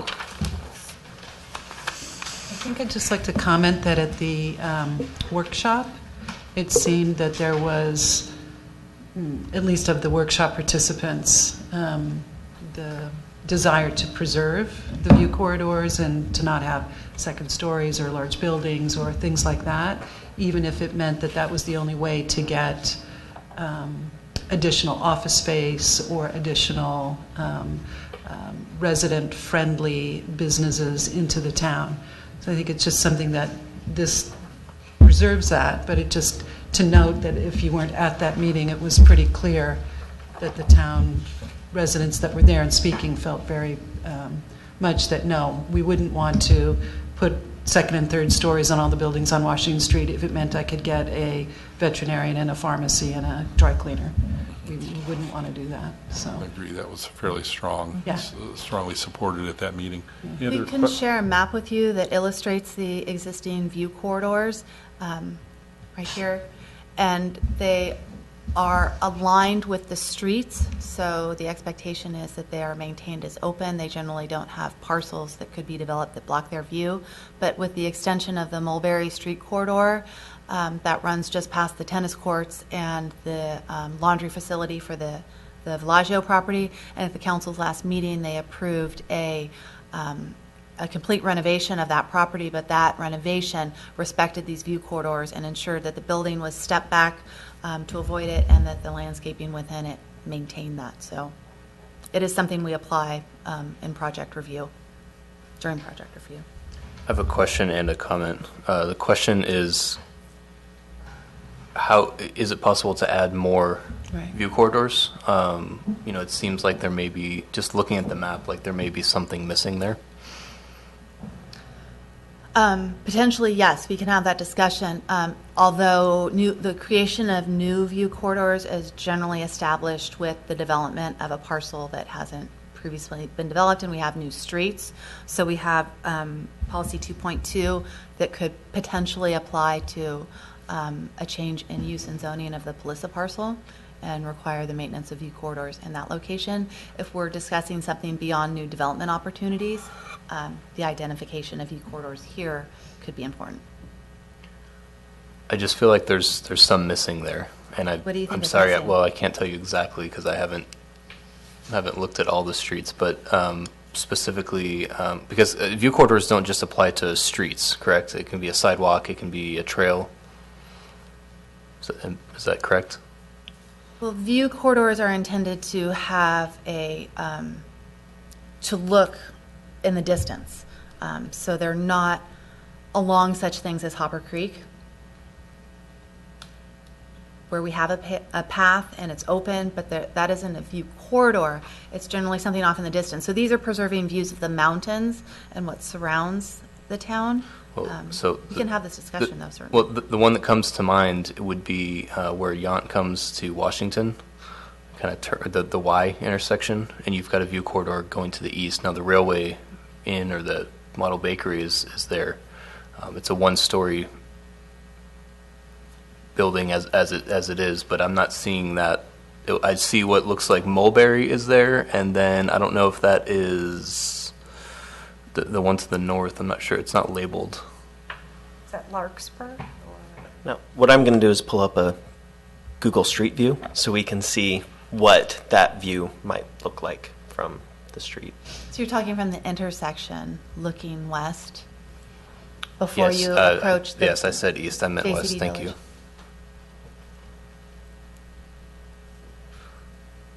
So is this one of the areas you're talking about? Yeah, so that's not a street.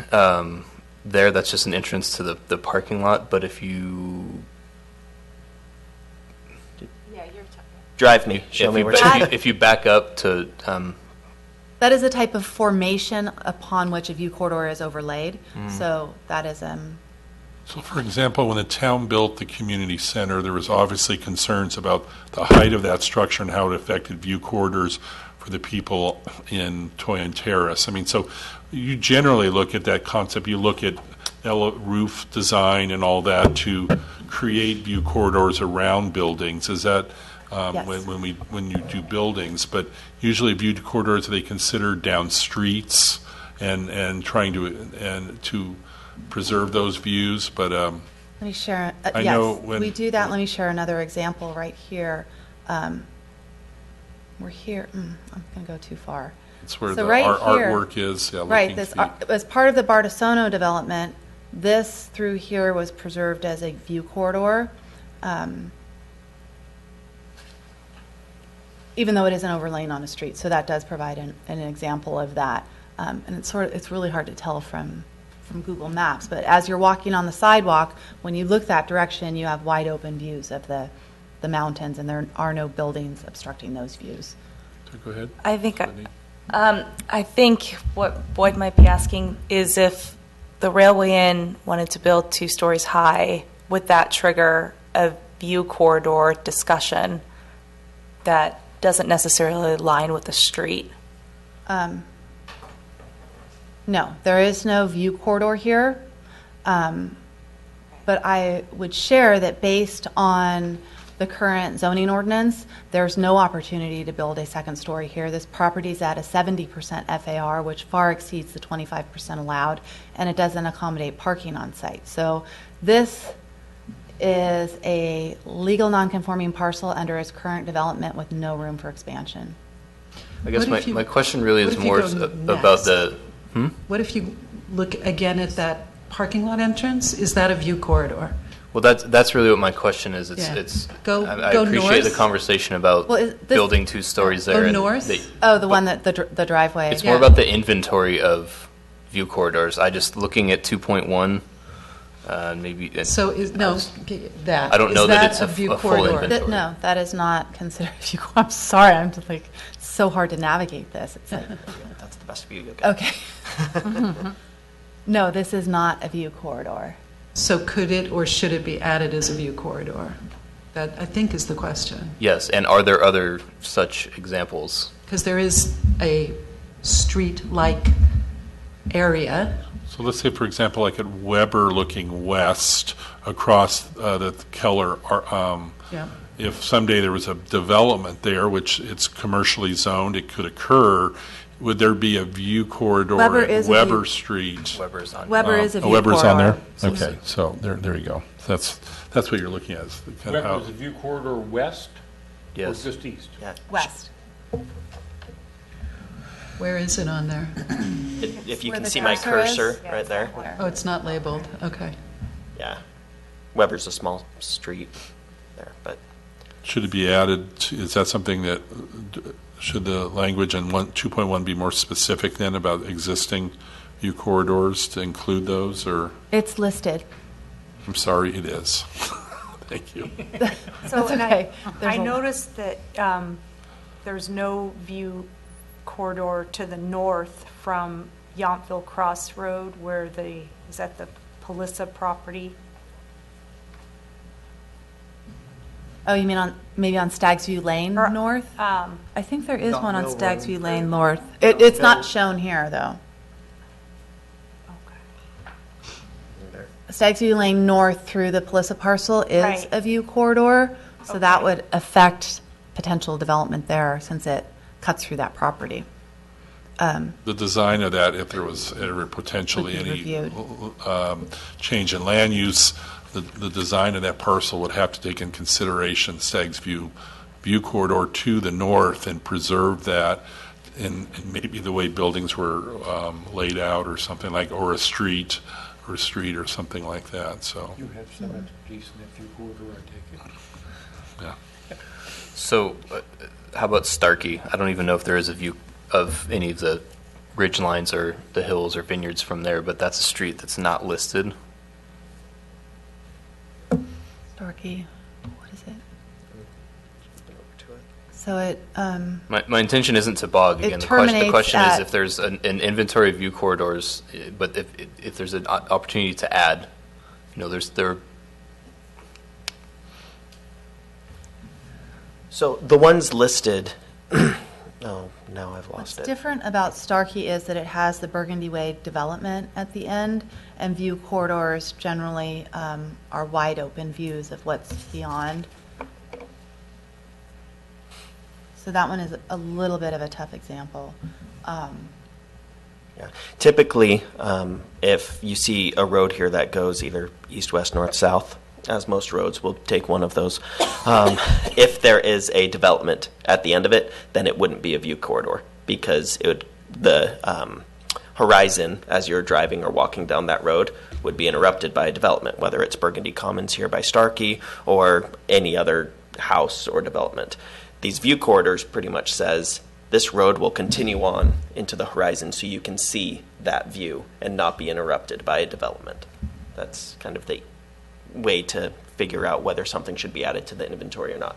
So if you're going along town and you see just one road that seems like it could go on forever and not hit a building, then you can notify staff and say, we might want to include this one in an existing view corridor 2.1, and we can consider adding it. If I'm interpreting your question correctly. And perhaps counter to what we're talking about on page 74 of the 72 of the conservation existing conditions report, it does define a view corridor, and it mentions visual resources, and one of four visual resources are man-made structures. So can buildings, if I'm reading that correctly, can buildings count as a visual resource and therefore be considered part of a view corridor? Yes, but I think there is a higher level of scrutiny as to which buildings would qualify for that, like the V Marketplace building, certainly, because it's historic and of interest and goes to the agricultural roots of this community, but a more modern development may not. Thank you. But yes, it's possible. Thank you, Boyd. Thank you. Are Are there any other questions people have on page 2 or page 3 before we move to parks and? I'm sorry, I'm not ready to move on. We had this discussion about specific new corridors and new corridors with new streets, but is there a desire to add greater evaluation as to the existing view corridors and adding new ones beyond the new development as proposed in 2.2? That's what I was suggesting. Yes. Okay, and there was uniform agreement as to that? I'm sorry if I got hung up on that. Thank you. Okay, okay, move on. So that would be a part of your just research in terms of the town and looking to see about adding that to the language potentially I before think we it'll finish be our more work? broad as to evaluate whether to add new view corridors to existing development throughout town, something like that. Okay, good. Without perhaps identifying what those are at this point. Okay. So can I just clarify that? So that would fall under 2.2, where you're now going to be able to expand that to include something other than streets. Because the example that you showed with looking right over the top of the railway cars, there's a view there. So that can probably happen in a number of places in town where there's an intersection or whatever. So I guess I'm just trying to clarify I where think we're it's gonna a put new this. policy Okay. that's to evaluate whether to establish new view corridors in existing development. Okay. Something like that. We'll find better language, of course. Question answered? Was that? Mm-hmm. Okay, good. So I don't want to, I'm not, please, I hope you don't think we're rushing, but, and I do not want to do that. But, so let's move to C3 under town parks and play fields, which is C3 through 4.2, which would include issues with neighborhood parks.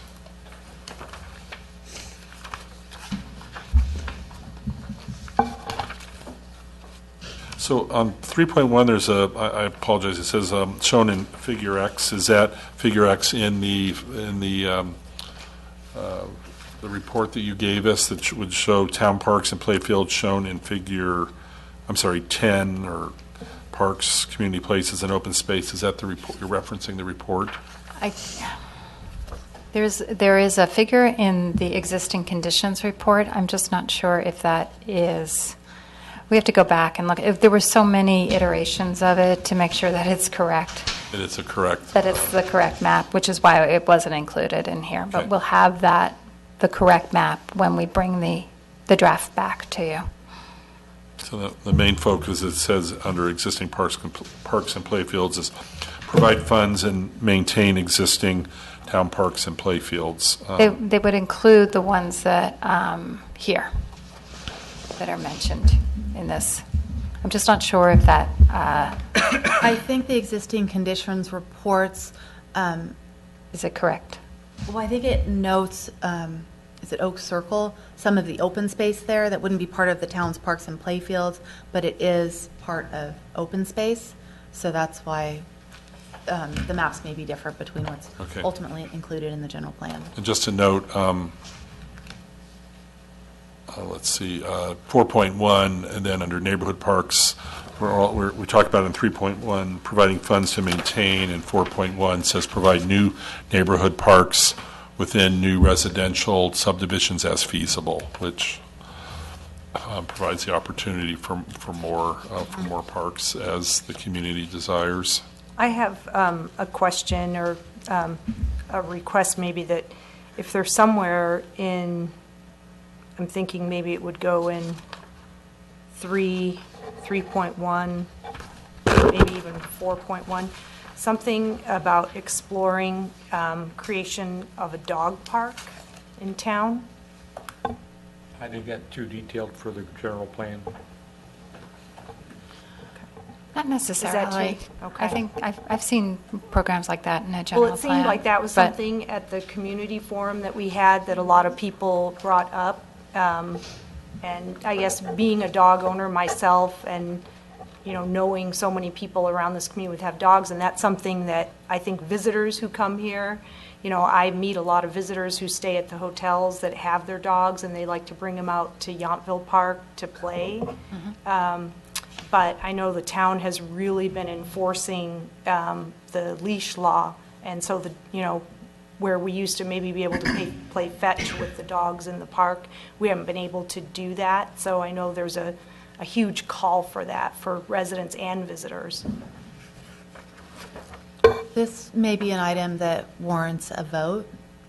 Okay, sorry, just have one question. So generally, I guess the question goes to here, we talk about maintaining parks and providing parks under new development, under new neighborhoods. Is there any language here that supports just generally the council considering parks of other types in existing without a development? Is that language not supported in this portion? I think it is. It's as appropriate, identify locations for additional new neighborhood parks, which could include a dog park. And we could just Okay, put so that's including three, a dog objective park. three. Or even allow like multi-use or something within a specific, existing facility. Isn't that under 3, though?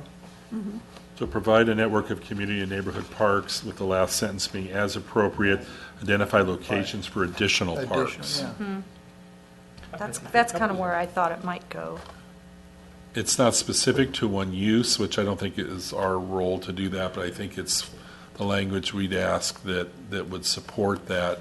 That's why I said maybe allow multi-use or something could be language that we could use. PJ, to your previous comment, though, about the dog park, I think you're going to see comments on both sides of that. We've got the survey to look at later, so there is support for a dog park, but I think there's also a vocal group that is against it. Do you have a comment? The public? If it were possible to consider what PJ was talking about, more of a joint use agreement perhaps with hours of operation for early morning hours and late evening hours that don't infringe on the normal use of the park that are allowed as free-range dog hours, like 6 in the morning to 7:30 or something like that, and then in the evening again after a certain hour to a certain hour, so that dog owners don't have to only go to one place, and also it doesn't infringe on the normal use hours of the park. Thank you. I guess my biggest concern is that it's a very specific policy that I don't think is what we're asked to do in terms of, it's a program that would come out of policies, and I understand that the language here states that the town would be open to additional community parks, but I'm not sure, unless there's a motion or an interest to maybe say something specific. I think it's more specific. We're not talking about telling the council here to do more tennis courts or any specific uses or types of parks, and I think it's beyond what the focus, beyond The what tennis we're court trying to was do. my next one. Okay. That's where you get citizens together and they sign a petition and you turn it over to council, and then you let so I don't know, I know there's a concern about that. There's, as Boyd says, there's concern on both sides for that issue of a pet park. Does anyone feel that we should change the language or have a proposal to change language, or which would be specifically the 3.0? I agree with you. I think it's open enough that if the citizens felt that strongly, they could make a petition, and we've left it open that we can create new parks in existing town. It doesn't have to be a new development, so it opens the way for the citizens to get it before the council. Is there a general agreement for that? Was that comment? Okay. Okay. And we'll move on. So we're moving now to neighborhood parks, which is C3D, which is page 4. And I just had a question. Sorry, I'm sorry, go ahead. Where we talk about the X number of, acres per 1,000 residents, and I just thought, given that we're such a small community, is using the per 1,000 residents the best measurement for us to use, or are we just using that because that's like standard? This has to do with a state law called the Quimby Act. Okay. And so the maximum that we can require is 5 acres per 1,000 residents. Okay. So that's why we're referencing the 1,000, because we create a standard within the general plan that's then used when implementing the Quimby Act and identifying additional parkland that's going to be required for new development. Okay. Then I also had a question about the word subdivision that we use in 4.1, where we talk about provide new neighborhood parks within new residential subdivisions as feasible. I'm just curious to know why we use the word subdivisions, because that implies, to me, suburban sprawl. Well, an example of a subdivision would be the Washington Park neighborhood or the Heritage Estates neighborhood, and they're developed at one time when we have one parcel that's broken into these separate parcels, and that's an opportunity to require that a park be set aside as part of that subdivision. There's really no opportunity otherwise to get parkland out of a residential development. Let's say when somebody builds a house on a vacant parcel. So it's the trigger to get the land necessary for a park.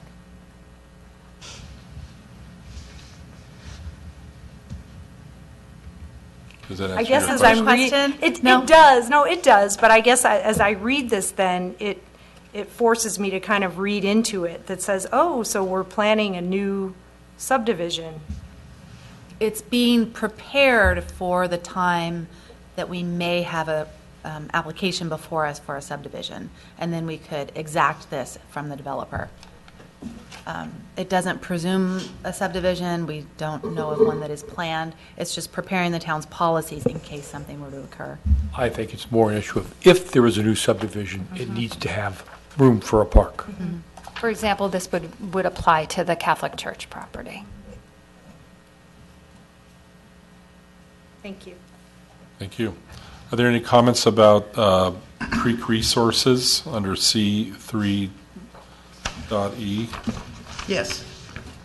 I'm wondering if we even want to include 5.3 in talking to people about its feasibility, its impact on the neighbors adjacent to the creek, the cost of removal, general effects and such. The feedback that I've heard, and even from people really that I consider professional, is that we shouldn't even consider it. For one thing, it might require then that the backyards of certain places might be almost like eminent domain or something. It's not going to go over well. I think the opposite interpretation of this is saying we need to look at this. Not we need to do it, but we need to evaluate it. This is the program that we considered at the last TAG meeting, and so the language that's here, the edit that was made to this, was in response to the discussion that the TAG had at the September meeting. So we added that, taking into consideration findings from a hydrological study and public input. And yes, you're correct. The discussion we had was that this was simply to evaluate this, and that the actual decision would be made at a later date after the general plan was adopted. I think Susan's concern is she just doesn't want it. She doesn't want a slippery slope. We put it in here as evaluate, then we evaluate it, then all of a sudden it just gets done and somebody's property gets eminent domain. So I think the word evaluate is very crucial, but I think if there's any other ways to kind of tighten it up to protect those property owners. I think also in that ties into this is we're talking about water runoff, quality of water, other things. Whenever you remove something, nature didn't do it, but man did, and you exacerbate and create additional problems when you do that because we built up around it. So it's not just taking out a concrete culvert. So I'm hoping that as this study goes forward, that it looks at all those different aspects of that it can severely not just impact the owners, but it can impact water runoff, it can impact water quality of the stream and everything else. Even though we're trying to create, man is trying to recreate nature, and it doesn't always work really well. Well, I can understand where Susan's coming from because I guess the specific maybe concern the residents may have, and I'm not a real estate agent, but the issue is we've so specifically identified the location.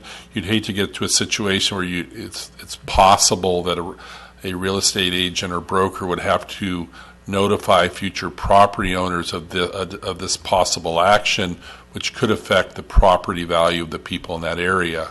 And so maybe there's a way to make it a more general statement about hydrological study of the creek, because there's also concerns of the Hopper Creek from Mulberry to Oak Circle. I mean that we make it a more general comment and not land a statement in a document that becomes potentially a liability for property owners. I think maybe just the word removal in there brings up, a different connotation to the proposal. Could we just have evaluate and strike the word removal and just have evaluate the concrete channel and continue to leave the rest of the language in there and maybe make public agreement versus public input? Because I do think there's going to be property owners affected, and I don't know a lot about concrete, but I think the minute water hits concrete, it's flowing through at a much faster rate than it's going to flow through if you have natural vegetation there, which could affect properties on either end of it as well. The challenge with that That's is why we included the hydrological study aspect of that, and that addresses Joel's concerns and Lynn's.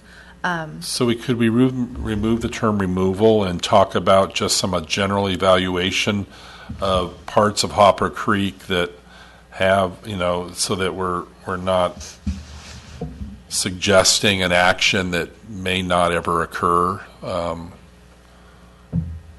Yes? I like that.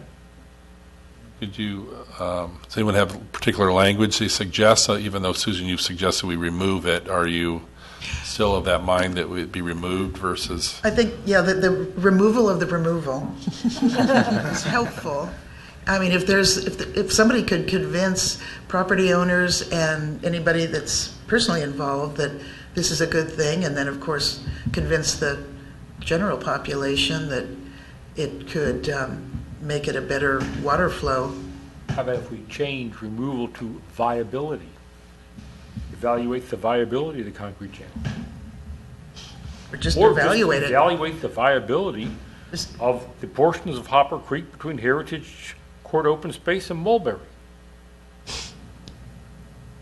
I think more general language in this point is better than specific language, because I think we're really talking about improving the quality of the waterway, but the reality is once you start talking about removal and you start talking about banks and erosion control and all that, all of a sudden half of these people's backyard probably it becomes problematic for them. So I think. How about evaluate the improvement of the concrete channel? That's pretty vague. I don't think so. But is it an improvement? I don't think that's vague at all. Evaluate improvement of the portion of Hopper Creek. There we go. I like evaluate the performance. How about evaluate the concrete channel? Let's just drop the concrete channel completely, just a portion of Hopper Creek. It's the concrete channel that's really the issue, I think. I think Carl has right. Evaluate by removing the removal of the concrete channel. You say evaluate from the portion of Hopper Creek. just evaluate that portion of the creek, taking into consideration findings from a hydrological study and public input, I think that sounds good. It does sound more or less specific. The only challenge I would have back to you is that we have stated pretty consistently that if the channel is removed, then people's backyards will be impacted. And is that really something we want to put into the general plan so specifically? We're not putting in specifically. We're saying look at it.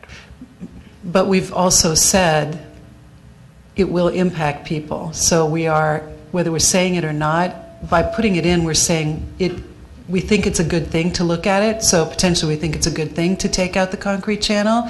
And then by saying that, we're saying it's okay to impact people's backyards because you can't do one without the other. Well, But you're looking at a narrow one. If you look at virtually everything in here, we impact people one way or another. Maybe we can say environmental instead of just. Doesn't the rest of the statement deal with that? If you said, evaluate the portion of Hopper Creek between Heritage Court and the open space and Mulberry Street, taking into consideration the findings from the hydrological study and public input. It just says to take it into consideration. Council can vote any way they want to. They can put eminent domain in and take their backyards. That's correct. Basically, it says we need to do a study first before we do anything. But we need to find out what's going on. I think I would Council, just though, leave it when more general, and as Carl is suggesting, people disagree, but maybe also expand it to these findings not only from a hydrological study, but environmental studies, because we're not just talking about waterway, we're talking about banks, and so we're just saying specifically, we understand there would be a lot of study and public input when we evaluate the portion of Hopper Creek between Heritage Court, open space area, and Mulberry Street, and strike the other language. May I ask a remedial question? The whole reason this was in here, and correct me if I'm wrong, when we talked about this before, is because the town was thinking that maybe they wanted the concrete channel, was rather unsightly and it didn't really flow. I mean, I guess I shouldn't use the word flow, but it didn't, jive with the natural landscape that we want to establish and maintain in Yountville. So that's why we were looking at the possibility of this, right? So, but it's not because the channel isn't functioning properly. the channel functions, and it functions really well because it's concrete. It diverts the water down that part of the channel quickly, and it gets it to the area beyond Mulberry where it can spread out, and that area acts as a detention basin. So there is no environmental study, there is no hydrological study to know what removal would mean, but I can say that there's a statewide move to return creeks to their natural state where it's feasible and it makes sense. It allows the diversity of species to return to that area. It is more attractive in terms of a creek. So a policy like this would support the town council in including a project in the CIP to evaluate it, to do the work someday, but when it comes before the council and they're reviewing the hydrological study and the environmental study and the neighbor input, they take all of that into account. And I think they rely heavily on public input, especially those property owners that are impacted. So I think the process itself gives us some sort of security in the mitigation that will occur out of this. I do see what you're all saying, that it targets the property owners here, sort of to bear the burden of this if the studies are in the favor of doing so. And but that is not a guarantee. I'm getting a little mumbly. Would it make sense just to turn this back over to staff and have them reword it to take out the impact to homeowners as a focus? Well, I mean, we've given you a number of suggestions on how to reword it, and people keep coming back and forth. Maybe this is something where you guys can just talk over with yourselves and say, hey, we think this addresses all your concerns. It's hard to do that on the fly right here to wordsmith it. Right. But we hear what you're saying, so I think that's a good idea. We can come back. We've heard enough. Yeah. I was just going to suggest changing it from public input to neighborhood impact. which basically puts a little more power back to the neighborhood of being able to realize what's happening here. Just adding something saying including neighborhood impact? Either or. Like I say, why don't you let the staff reword this? They've heard all of our comments, all of our concerns. If I don't hear any other comments, and then we'll turn it back to you to consider our comments and bring back a revised language. We're definitely looking for revised language, so thank you. Understood. I think also I would ask that when it comes back with revised language, that we put it to a vote to see if we want to include the policy or not. Good. Thank you. Well, let's see what they come back with first. It's always an option at that time to consider and take that action. Okay. And the last part of this open space is issue open space C.3.F. Are there any questions about these items? I do have a quick question about 4.3, Hopper Creek Path, implement steps to complete the gaps in the Hopper Creek path system. Is that all along Hopper Creek? I'm sorry, should I be stepping away on this discussion since I live on Hopper Creek between Jefferson and Yount. And about 25 years ago, the council said, maybe we should put a path through that area, and everyone in that, as like in Hopper Creek, said, excuse me, you're going to put it's one thing to put it when there's a new development. It's another thing to just do something when people live there already. And so what it's the same thing as the I channel. think as feasible. It's exactly the same thing as the channel. Now it's Right. impacting you, so Right. it feels different. But we don't have plans to complete the path from end to end within the town limits, and that section in Old Town is not a feasible section to complete. So maybe we'd like to add language as feasible in determining whether to complete the path. There are sections that are planned south of Oak Circle, and where a bridge takes it from the park over to the commercial properties, and then it continues at the back of the commercial properties to link up with Hotel Yountville. Yeah, I agree. I just want to say, it's another thing, like we're as feasible, or, environmental issues to do development in that area would be significant because of the wildlife and the soil conditions there. So, is there any other comments we have now about the open space issues?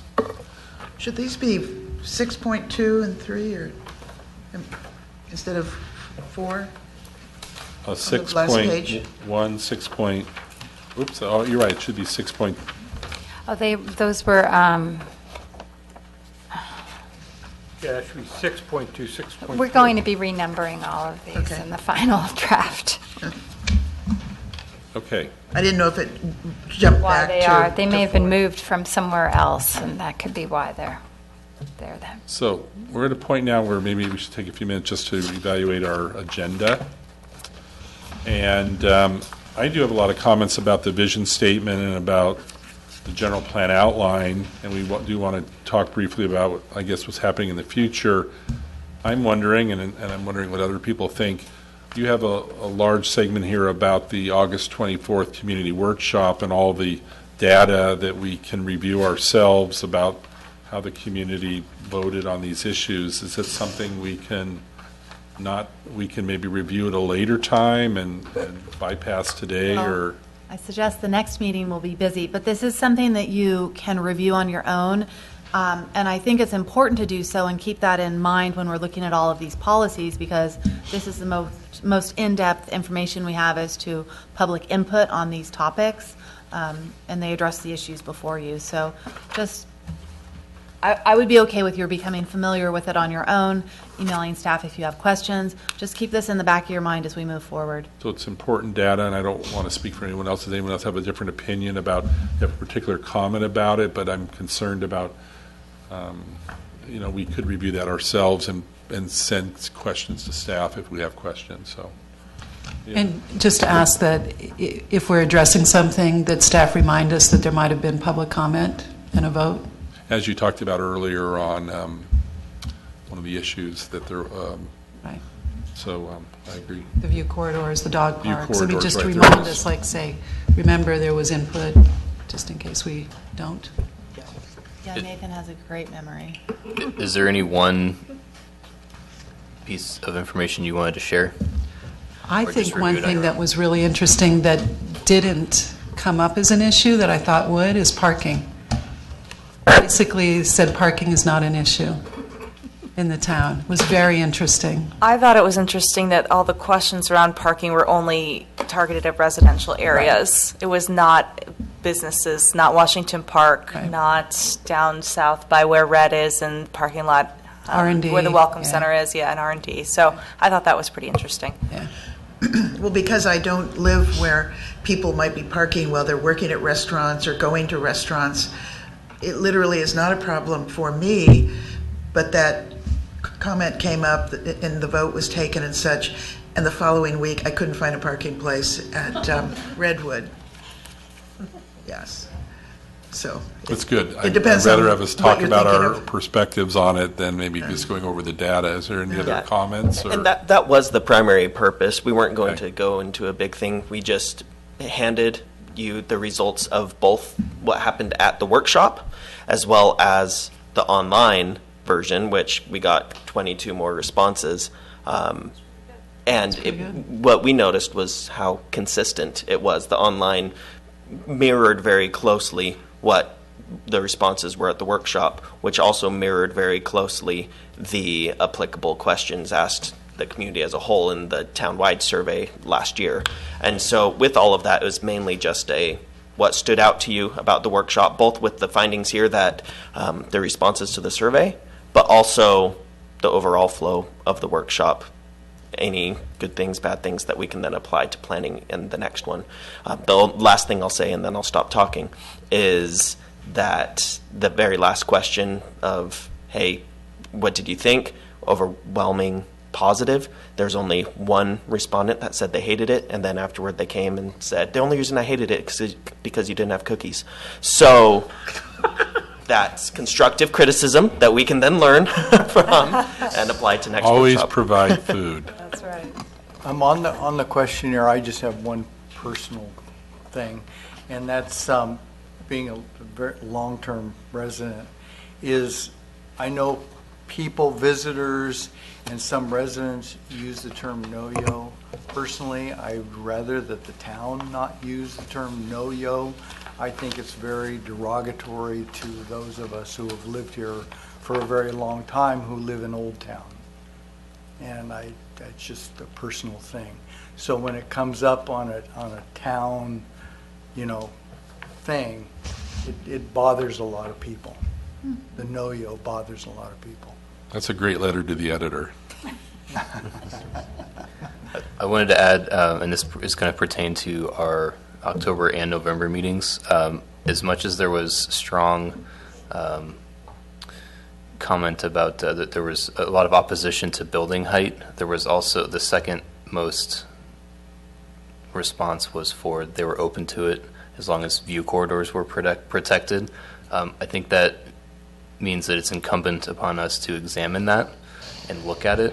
And if the answer is in fact no, let's not forget that there are multiple viewpoints there, and we should at least look at it. Yeah, I think Boyd's right. I think especially as we think about the future and maintaining the town as a whole, especially with the view corridors, but also diversifying our business community and making sure that we do have businesses that serve our residents as well as the employees that work here. And, maybe that is diversifying in terms of business on the first floor and residents on the second floor and having more affordable places to live. So I agree with Boyd. I think it's a conversation we need to have. Thank you. So, if everyone else has any other questions, I'd like to move unless staff has... sorry. I'm sorry. One more Please. thing? Yeah, I just wanted to give staff kudos for the hard work at the workshop. I actually thought it beyond exceeded my expectations, and I thought you guys did a really good job with facilitating, addressing people's questions. I thought the clickers were fun, and it was cool to see the results live. So, great job. Thank you. I had a little technological, issues. Like you hit the button and then it doesn't come out. It doesn't tell you it's working. And I go, did I vote or not vote? It's mostly. I just pressed it till it turned green. Yeah. Or held it. Yeah. Okay. That's why 4 of Stab Sandra's this real votes were quickly. counted. So this, moving then on to discussion of general plan vision statement.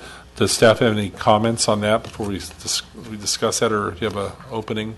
I just wanted to mention that when we drafted this vision statement, we were using the strategic planning, the framework that we had discussed at the last meeting. So we were trying to incorporate both the vision and some of those critical success factors that were applicable to a vision statement.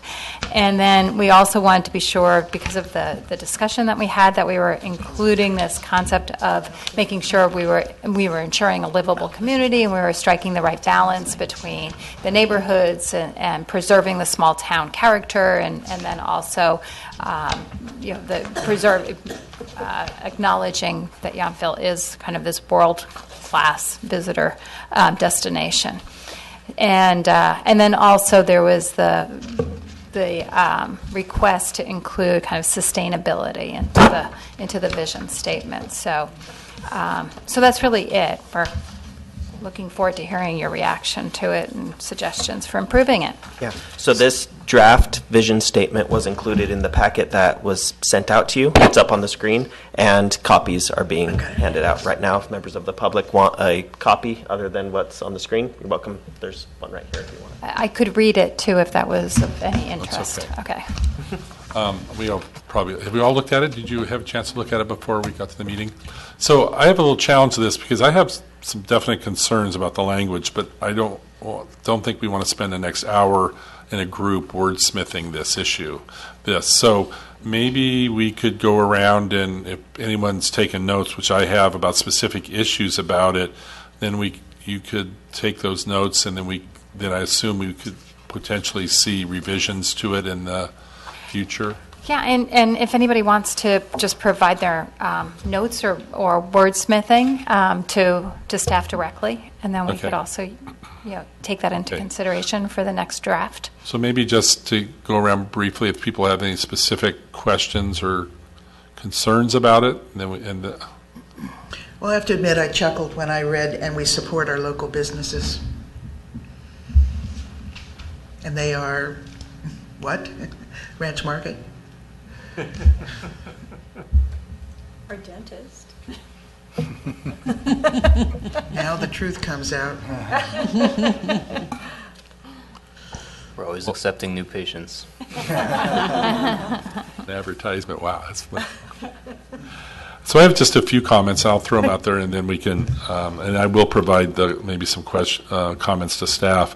One thing, I think it should somehow address and include the veterans home in the statement. Generally, what I was directed to was the sentence in there that says, we are committed to preserving our heritage and our way of life and striking a balance between being a small town and a premier wine and culinary destination. And that balance, I think, is right, what we're trying to do here. But I think I liked, generally, from going down to that point, the descriptiveness about what we like about our community. But this balance is not just being about a small town versus a winery culinary destination. It's really about this balance of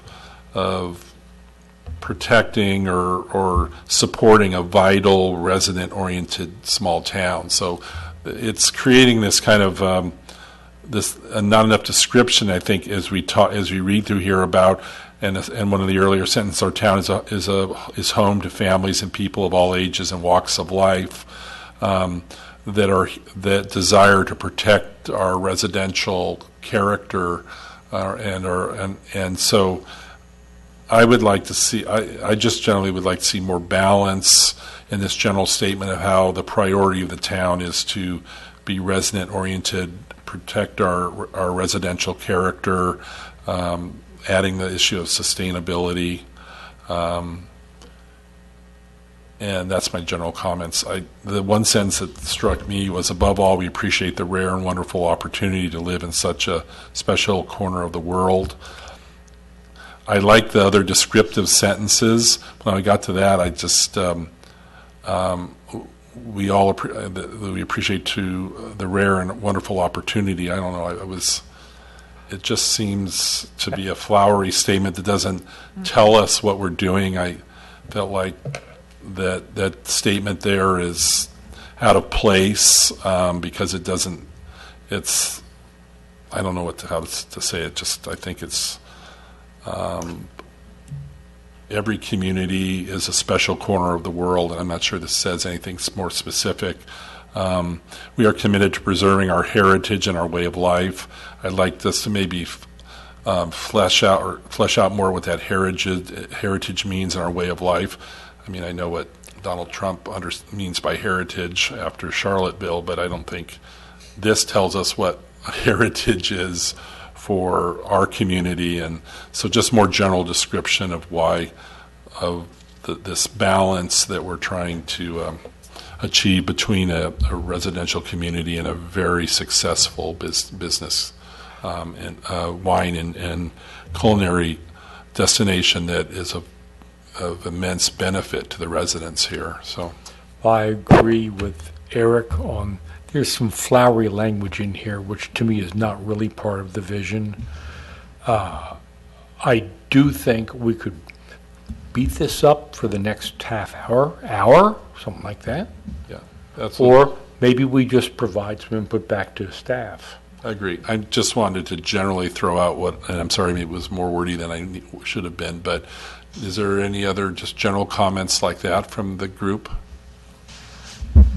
Or does everyone generally just want to provide their insight? I was going to suggest that if it's possible to form a subcommittee, if people feel very strongly about really wordsmithing this document, we could do that. Okay. That's a good idea. I will do that. I will volunteer. Okay. Pam, do you have a comment? I just wanted to say overall, if the voice of this paragraph is from someone who's outside of Yountville, not someone who's inside of Yountville. So I think that comes through in the floweriness that you were indicating, and I think that certain statements, starting with above all, a lot of the residents, especially in Old Town, came here when it was the armpit of Napa Valley. So it doesn't really represent those residents in that statement. Thank you. So why don't we all wordsmith it and send our wordsmithing back to staff and let them put it all together? I'm willing to, I think at some point, I think we may, a subcommittee might be a good idea. So, so do we have a few people that are interested in that? And I'd be happy to volunteer. You were not volunteering. I would love to volunteer. Okay. So we have two members that are interested in doing that, and so maybe as we talk and we get through our comments, in what you come up with. We just didn't want to participate. Yeah, what was that? We are interested in what you come up with. Right. We're just not interested. Let's leave it there, and then we can get to. Maybe we can come back to it and we talk about. We could still send our ideas to you as a staff. Please. And then even if there is a committee, that can be incorporated together. Absolutely. Can we just state for the record who is on that committee and maybe just do a quick, yes, the tag approves this as the committee, some kind of. Well, we have two volunteers that may eventually include more volunteers, and I'm considering that as well. But PJ has volunteered, and Carl, and I'll throw my name out there too to be a member. As a point of order, does this need to be an agenda item? Does this need to be voted on or approved? Because the discussion of the general plan vision statement has been agendized, this is an action related to the general plan vision statement, so it's okay. Thanks. I'll move to make a subcommittee for the general plan vision statement. Okay. There's a motion. Is there a second? Seconded. We have 3 members now that have, I guess we have a limit to where we can be on subcommittees. We can't be any more than 4. So we have 3 members now. If someone else is interested, then they can let staff or the other members know. So there's a motion for a subcommittee on the vision statement. Is there a second? There is a second. All in favor? Aye. Opposed? Thank you. Do we need to appoint the members separately? The motion was to create the committee, and then I believe we need Nathan. I'm assuming, and you all can correct me, I was going to include in the minutes of that motion that the members of the committee were Eric Knight, Carl Johnson, and PJ Hudson. If I'm reading that right, that's okay. If not, you can yell at me. Does the author of the amendment approve that change? Yes, that was the nature of the motion. All right, thank you. Okay, thank you. It is an important statement because it goes later when we look at our outline as we're moving to right now. I think there needs to be consistencies with it. So the next item is the discussion of the general plan outline. Does staff have a comment or? Just essentially the outline, what we've done here is we have this idea of having kind of 4 separate sections, and then we'll be putting the required elements and some optional elements under those sections. So we have the introduction, then the natural environment, which would include open space and conservation, the built environment, which would have the required land use, housing, and mobility elements, and then a vibrant environment to include optional elements on tourism and art and culture, and then a safe environment, which have the required elements of hazards and safety and noise. And then there was that detailed working outline that was included in your meeting packet. And that's it. The detailed working outline was? The attachment in the packet that has the bullet list. Okay, good. I mean, this GP general plan working outline, right? Oh, right. That's the only thing we're talking about, this 2-page doc item. Okay, thank you. And one more thing. Although we've identified tourism and art and culture, but we're open to, of course, other ideas and other elements. This was just kind of our first take at it. Good, thank you. Comments? Yes. At our July 13th meeting, we discussed additional chapters or topics. 4 were included: art and culture, tourism, sustainability, and historical community character. Under vibrant environment, tourism and art and culture did receive their own chapters, 6 and 7. Sustainability and historical community character are under the introduction. I was suggesting that as we've seen from public comment and also a lot of the discussion we've had here, I think historical community character is a lot more important than a sub-point in the introduction, and I think it should have its own chapter. And perhaps it could be under vibrant environment. And then sustainability could also go under vibrant environment or under the natural environment. The issue with sustainability is that it cuts across all of the elements, so it's difficult to put that. We have conservation, so a lot of the things end up in there.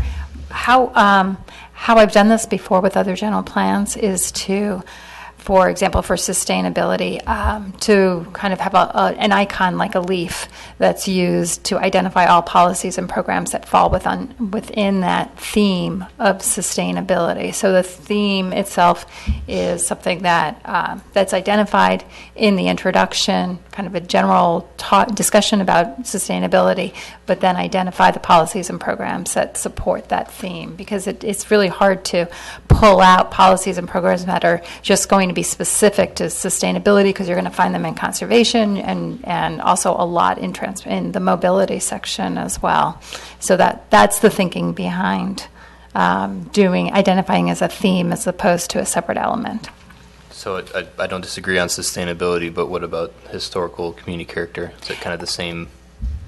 The historical community character could probably be more of a separate element. Mm-hmm. Yeah. One of the reasons that was originally there as a theme is we think of some of the zoning of particularly our Old Town commercial and Old Town residential things that would be addressed in land use.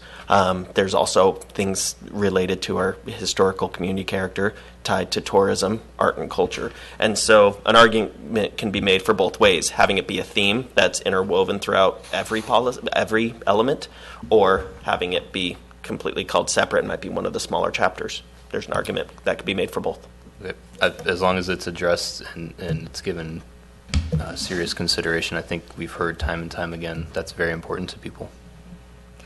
And I would like to go back and say that I do think it would be nice to have a chapter dedicated to residents. I know Pam brought it up, and I know that's something that everyone here has talked about, residential sustainability, supporting residents. Maybe we can talk about exploring different programs for residents.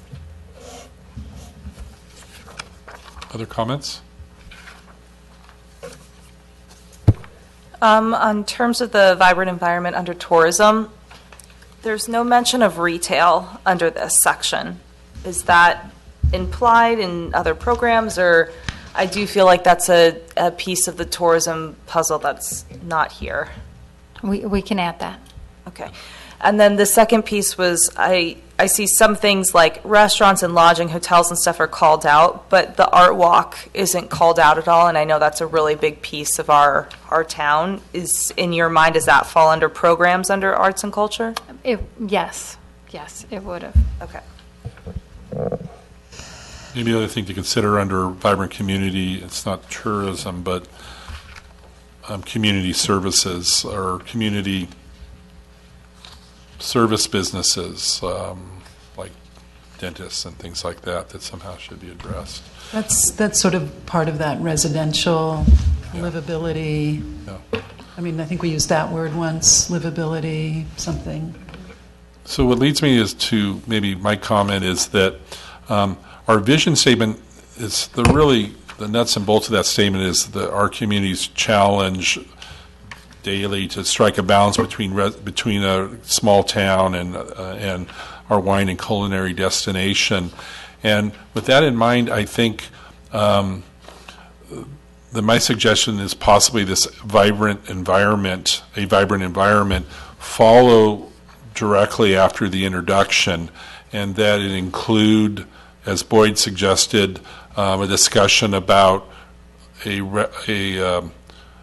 resident-oriented community, a historical community character, so that so when someone reads our general plan after introduction, they immediately get to the issue that is at hand with this community, is wanting a vibrant environment that balances tourism, arts and culture, and the residential character of the community. And I think it would make sense for that to be a sub-element of a vibrant environment, and for that whole chapter to follow the introduction to be the primary point that someone reads about our community, and so it doesn't get lost in these general but important other elements. And so that's my suggestion, that it be moved and modified to include a very important discussion about why we live here in this community. One comment on the vibrant environment is the first thing under that is tourism. My feeling is that the Parks and Recreation Department is a vital part of this community, the people that live here, and I think that should be the number one thing in a vibrant environment, not tourism, because the tourism has nothing to do with the people that live here for the most part. I mean, we benefit from it, we get all that from it, everything else, but the community itself is, I think, the main focus is the Parks and Recreation Department to be called out specifically. I think that's what I'm trying to say, is this section is basically unbalanced, and we want it to be balanced, and the only way we do that is that we emphasize everything that makes our community a resident-oriented community, and that is an important part of the lead to this document. So, does anyone have other comments? Or? The only other thing I would ask is, under the tourism, you call out a wine and culinary destination. I don't think we should call it out that way, because we are working as Napa County and as Yountville to make it a multi-pronged tourist destination. So not just wine and not just food, but wine, food, art, music, etc. And since this plan is going to last 20 years, we don't know what the next thing is going to be. So I wouldn't limit it the way that it's limited. And that's a comment also for the vision statement, a suggestion that that be Yes. expanded as a part of the vision Or statement. just very general, a tourism destination, A whatever that broader is. understanding of what it is. I agree. That makes sense. I mean, who knew that bottle rock and music would become so important in the last 3 years? In Yeah. theater And theater Yeah. and hopefully art and Yeah. many different things.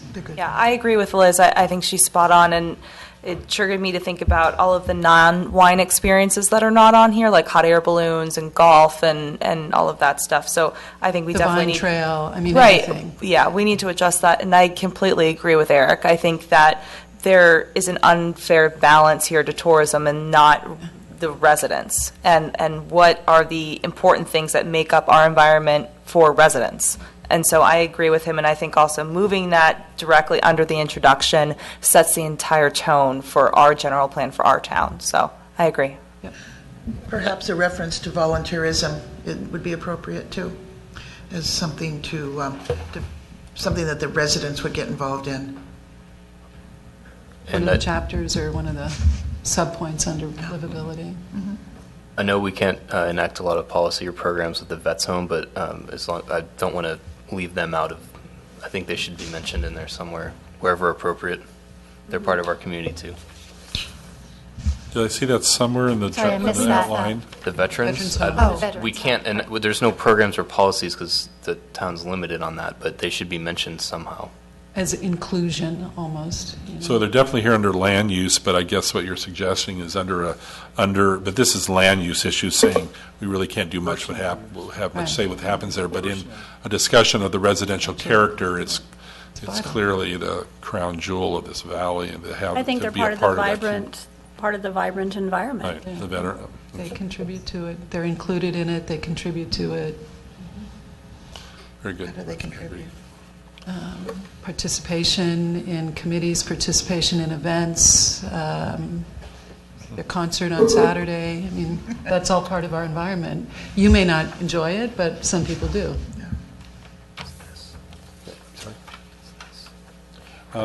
Okay, so are there any other comments about this, the general plan outline? In terms of process, will staff make those edits and then come back to us at the next meeting? Is that correct? Sure, yes. Okay. Maybe not the next meeting, but at a future meeting. Yeah, at a Again, future meeting. This is an outline of a very, I guess, editor's outline into what the document, the flow of it will be. So these comments are really helpful for us as we then take into the discussions about all the policies, about what are the priorities for you all to then include in the overall prose of the document itself. So Staff has a general understanding that, as far as I can tell from a consensus of the group, that rearranging the outline to moving vibrant environment to the front is what the committee or TAG asks you to do. Is that clear? that, and among all the other comments that were made, we've All right. been taking notes and it's recorded. Okay, good. Did you have a question or a comment on the next item, or? No, Okay. I don't know that it was handed out. Oh, that's right. So the next item is preview of the October 12th meeting. So I wanted to mention that, as we discussed earlier, we're going to be talking about land use at the next meeting. So you have the matrix that was included in your packet that was handed out today. So there is the matrix.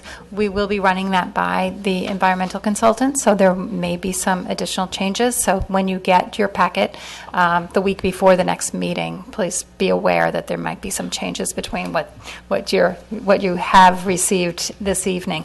We're also going to be discussing the housing element at the next meeting.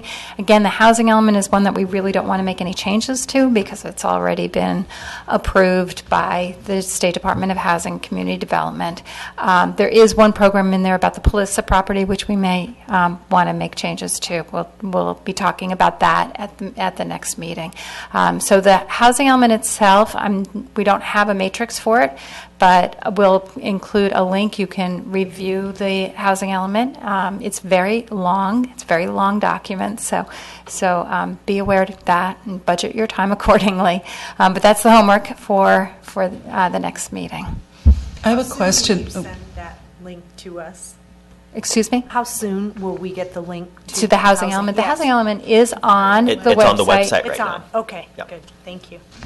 In terms of At the end, I the, want to do just a quick little thing about the website. So. in terms of the next meeting, do we feel that we have enough time scheduled for these meetings, or is there a possibility to start a half an hour earlier, an hour earlier? I mean, for one meeting, I think this land use is going to have a lot of discussion. So how do we appropriately schedule, or just say it's going to run till 9 o'clock if that's what it's going to be, so that we can plan our lives around it a little bit better? I do want to particularly call out that there's multiple meetings that we can tie to these topics. While we have tentative plans saying, well, this meeting will likely talk about this, next meeting likely talk about this, if during the course of the meeting we realize, well, we need another month, maybe another 3 meetings, another 17 meetings on that, we'll be able to adapt accordingly. Hopefully it doesn't go to 17, but obviously we'll be able to adapt. For land use, our tentative plan is to have a meeting in October, then have a public community workshop that's pretty much all land use based, and then talk about land use within the context of the workshop again in November. So there's already 3 meetings planned for it. And I think that with our land use meetings, we will be looking at longer meetings. The question of whether we can start earlier is a tough one because they've already been noticed and advertised for starting at 6. So I think we're stuck with that 6 p.m. starting time, but we can go later. And should Earlier probably than 6 plan is on an it. issue for me for work. I don't have a problem going to 9, but I also would rather see us add meetings down the road instead of doing a marathon, because Yeah. after 3 hours of this, Tired, yeah. brain cells are dying. So it's like, I'd rather us have expect a 3-hour meeting on the 12th and in November, and if we need to add a meeting, then do that, and we could always, I guess as long as the town has 2 weeks to notice a meeting, we could add an additional meeting so it's correctly public noticed, so. Yeah. Yeah, okay. If there's cookies, right? Good. Okay, so there is the item for, do you have any quick comment on the excerpt for the board and commission handbook that was included? All I want to, it was just an extra reminder. We've received some questions about, well, what applies to us? How do we operate? That little excerpt that was attached there, in our humble opinions, is very helpful to just understand what is correct protocol, how our meeting is run. You also all received a memo about the importance of the Brown Act and what kind of behavior is appropriate within that requirement. Again, could have discussion, not totally necessary. If you have questions about anything in that handbook or the Brown Act, that's what we're here for. Go ahead and email or call us, but don't copy all 13 members, just us. That's it. Any other All 11 questions members. about that, or? Okay, so as we're on to item 7, commission comments and reports, and so I just want to take us a few minutes, as I mentioned at the beginning of the meeting, maybe just to debrief. Are there any constructive criticisms for the chair or the meeting in general that you want to throw out now that you've thought of, as we've been going through this meeting? Any comments or any ideas for future meetings?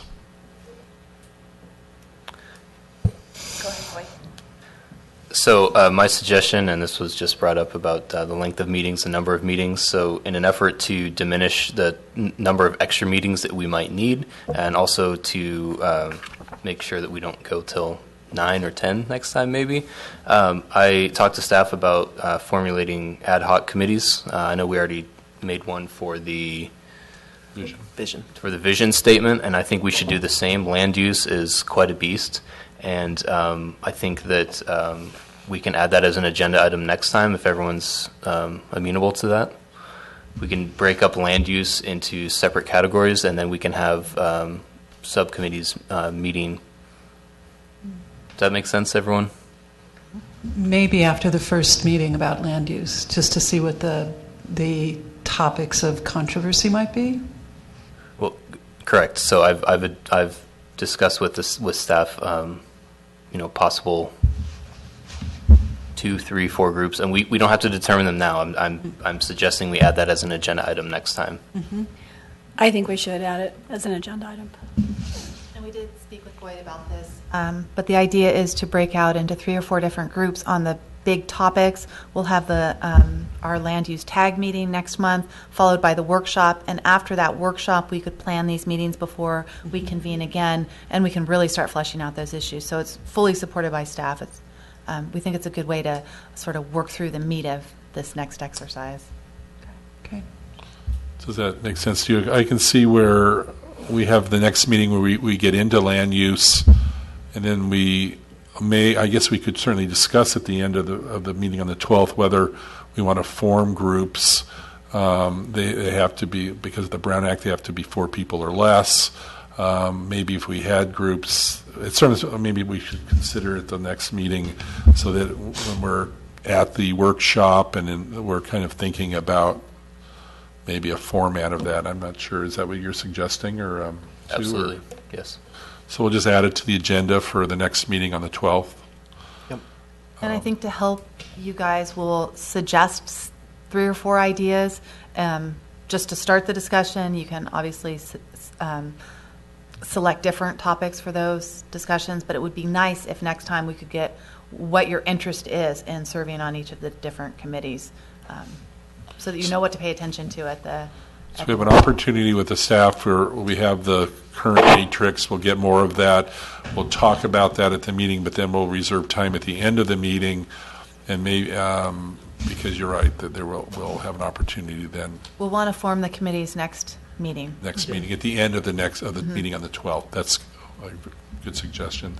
Any other comments? I have a procedural question.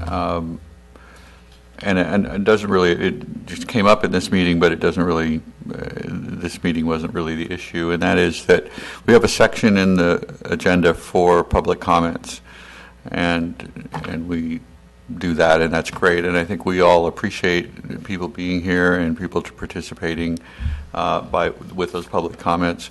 My question is, given the amount of time that we have to go through things, whether getting feedback from the public once the public comments are ended during the course of it. With one person, it's great. It's not an interruption. With 5 people or 7 people here or more, is that a procedure we're going to continue to follow, or how's that going to work? Well, I think it's up to the discretion of the chair on how to run the meeting. I think it makes a lot of sense during discussion of the substantive issues to open it up to the public and hear during that moment. If more people start attending, it could become a procedural item. The concern with either doing comments just at the beginning or just at the end is that we're not really getting real meaningful public comment. So I do like how it occurred tonight. But it's something to pay attention to, I suppose, as attendance may grow. So public comment is really, in terms of on agenda for items not on the agenda, so it's not really appropriate. I mean, it's for, if there's an item on the agenda, public comment is for something that's unrelated, which maybe it's not relevant for our committees, for someone to speak to us, because we're not a legislative body like the council. But it seems like it makes sense to allow dialogue for residents that want to participate. The question is, you're right, if it gets to be 7 or 10 people, I hate that concept, but we may have to limit the comment period or to 2 or 3 minutes, so that we can move through the agenda item. But maybe we can wait to see if that really has to be instituted or not at future meetings. So, because I think it's important to have discretion in front of yourself, meeting by meeting, as you right. say. As we see where we're at, and that I do want to encourage public comment at the meeting. So, I don't have a problem with that necessarily. My only suggestion would be to make sure that if you call on a speaker, to have them go to the microphone, because anyone who's going to watch this meeting online later will not be able to hear what was said in the audience. That's true. I understand. Or people who are listening now. And if it comes to the point where we have so many people in the audience, we can't open it up for comment during the tag discussion of it, moving it to the end of the meeting so at least they could have heard the discussion, they could have taken notes, they can address everything at once, is an opportunity to give them a chance to address the tag. Or at least the end of that item.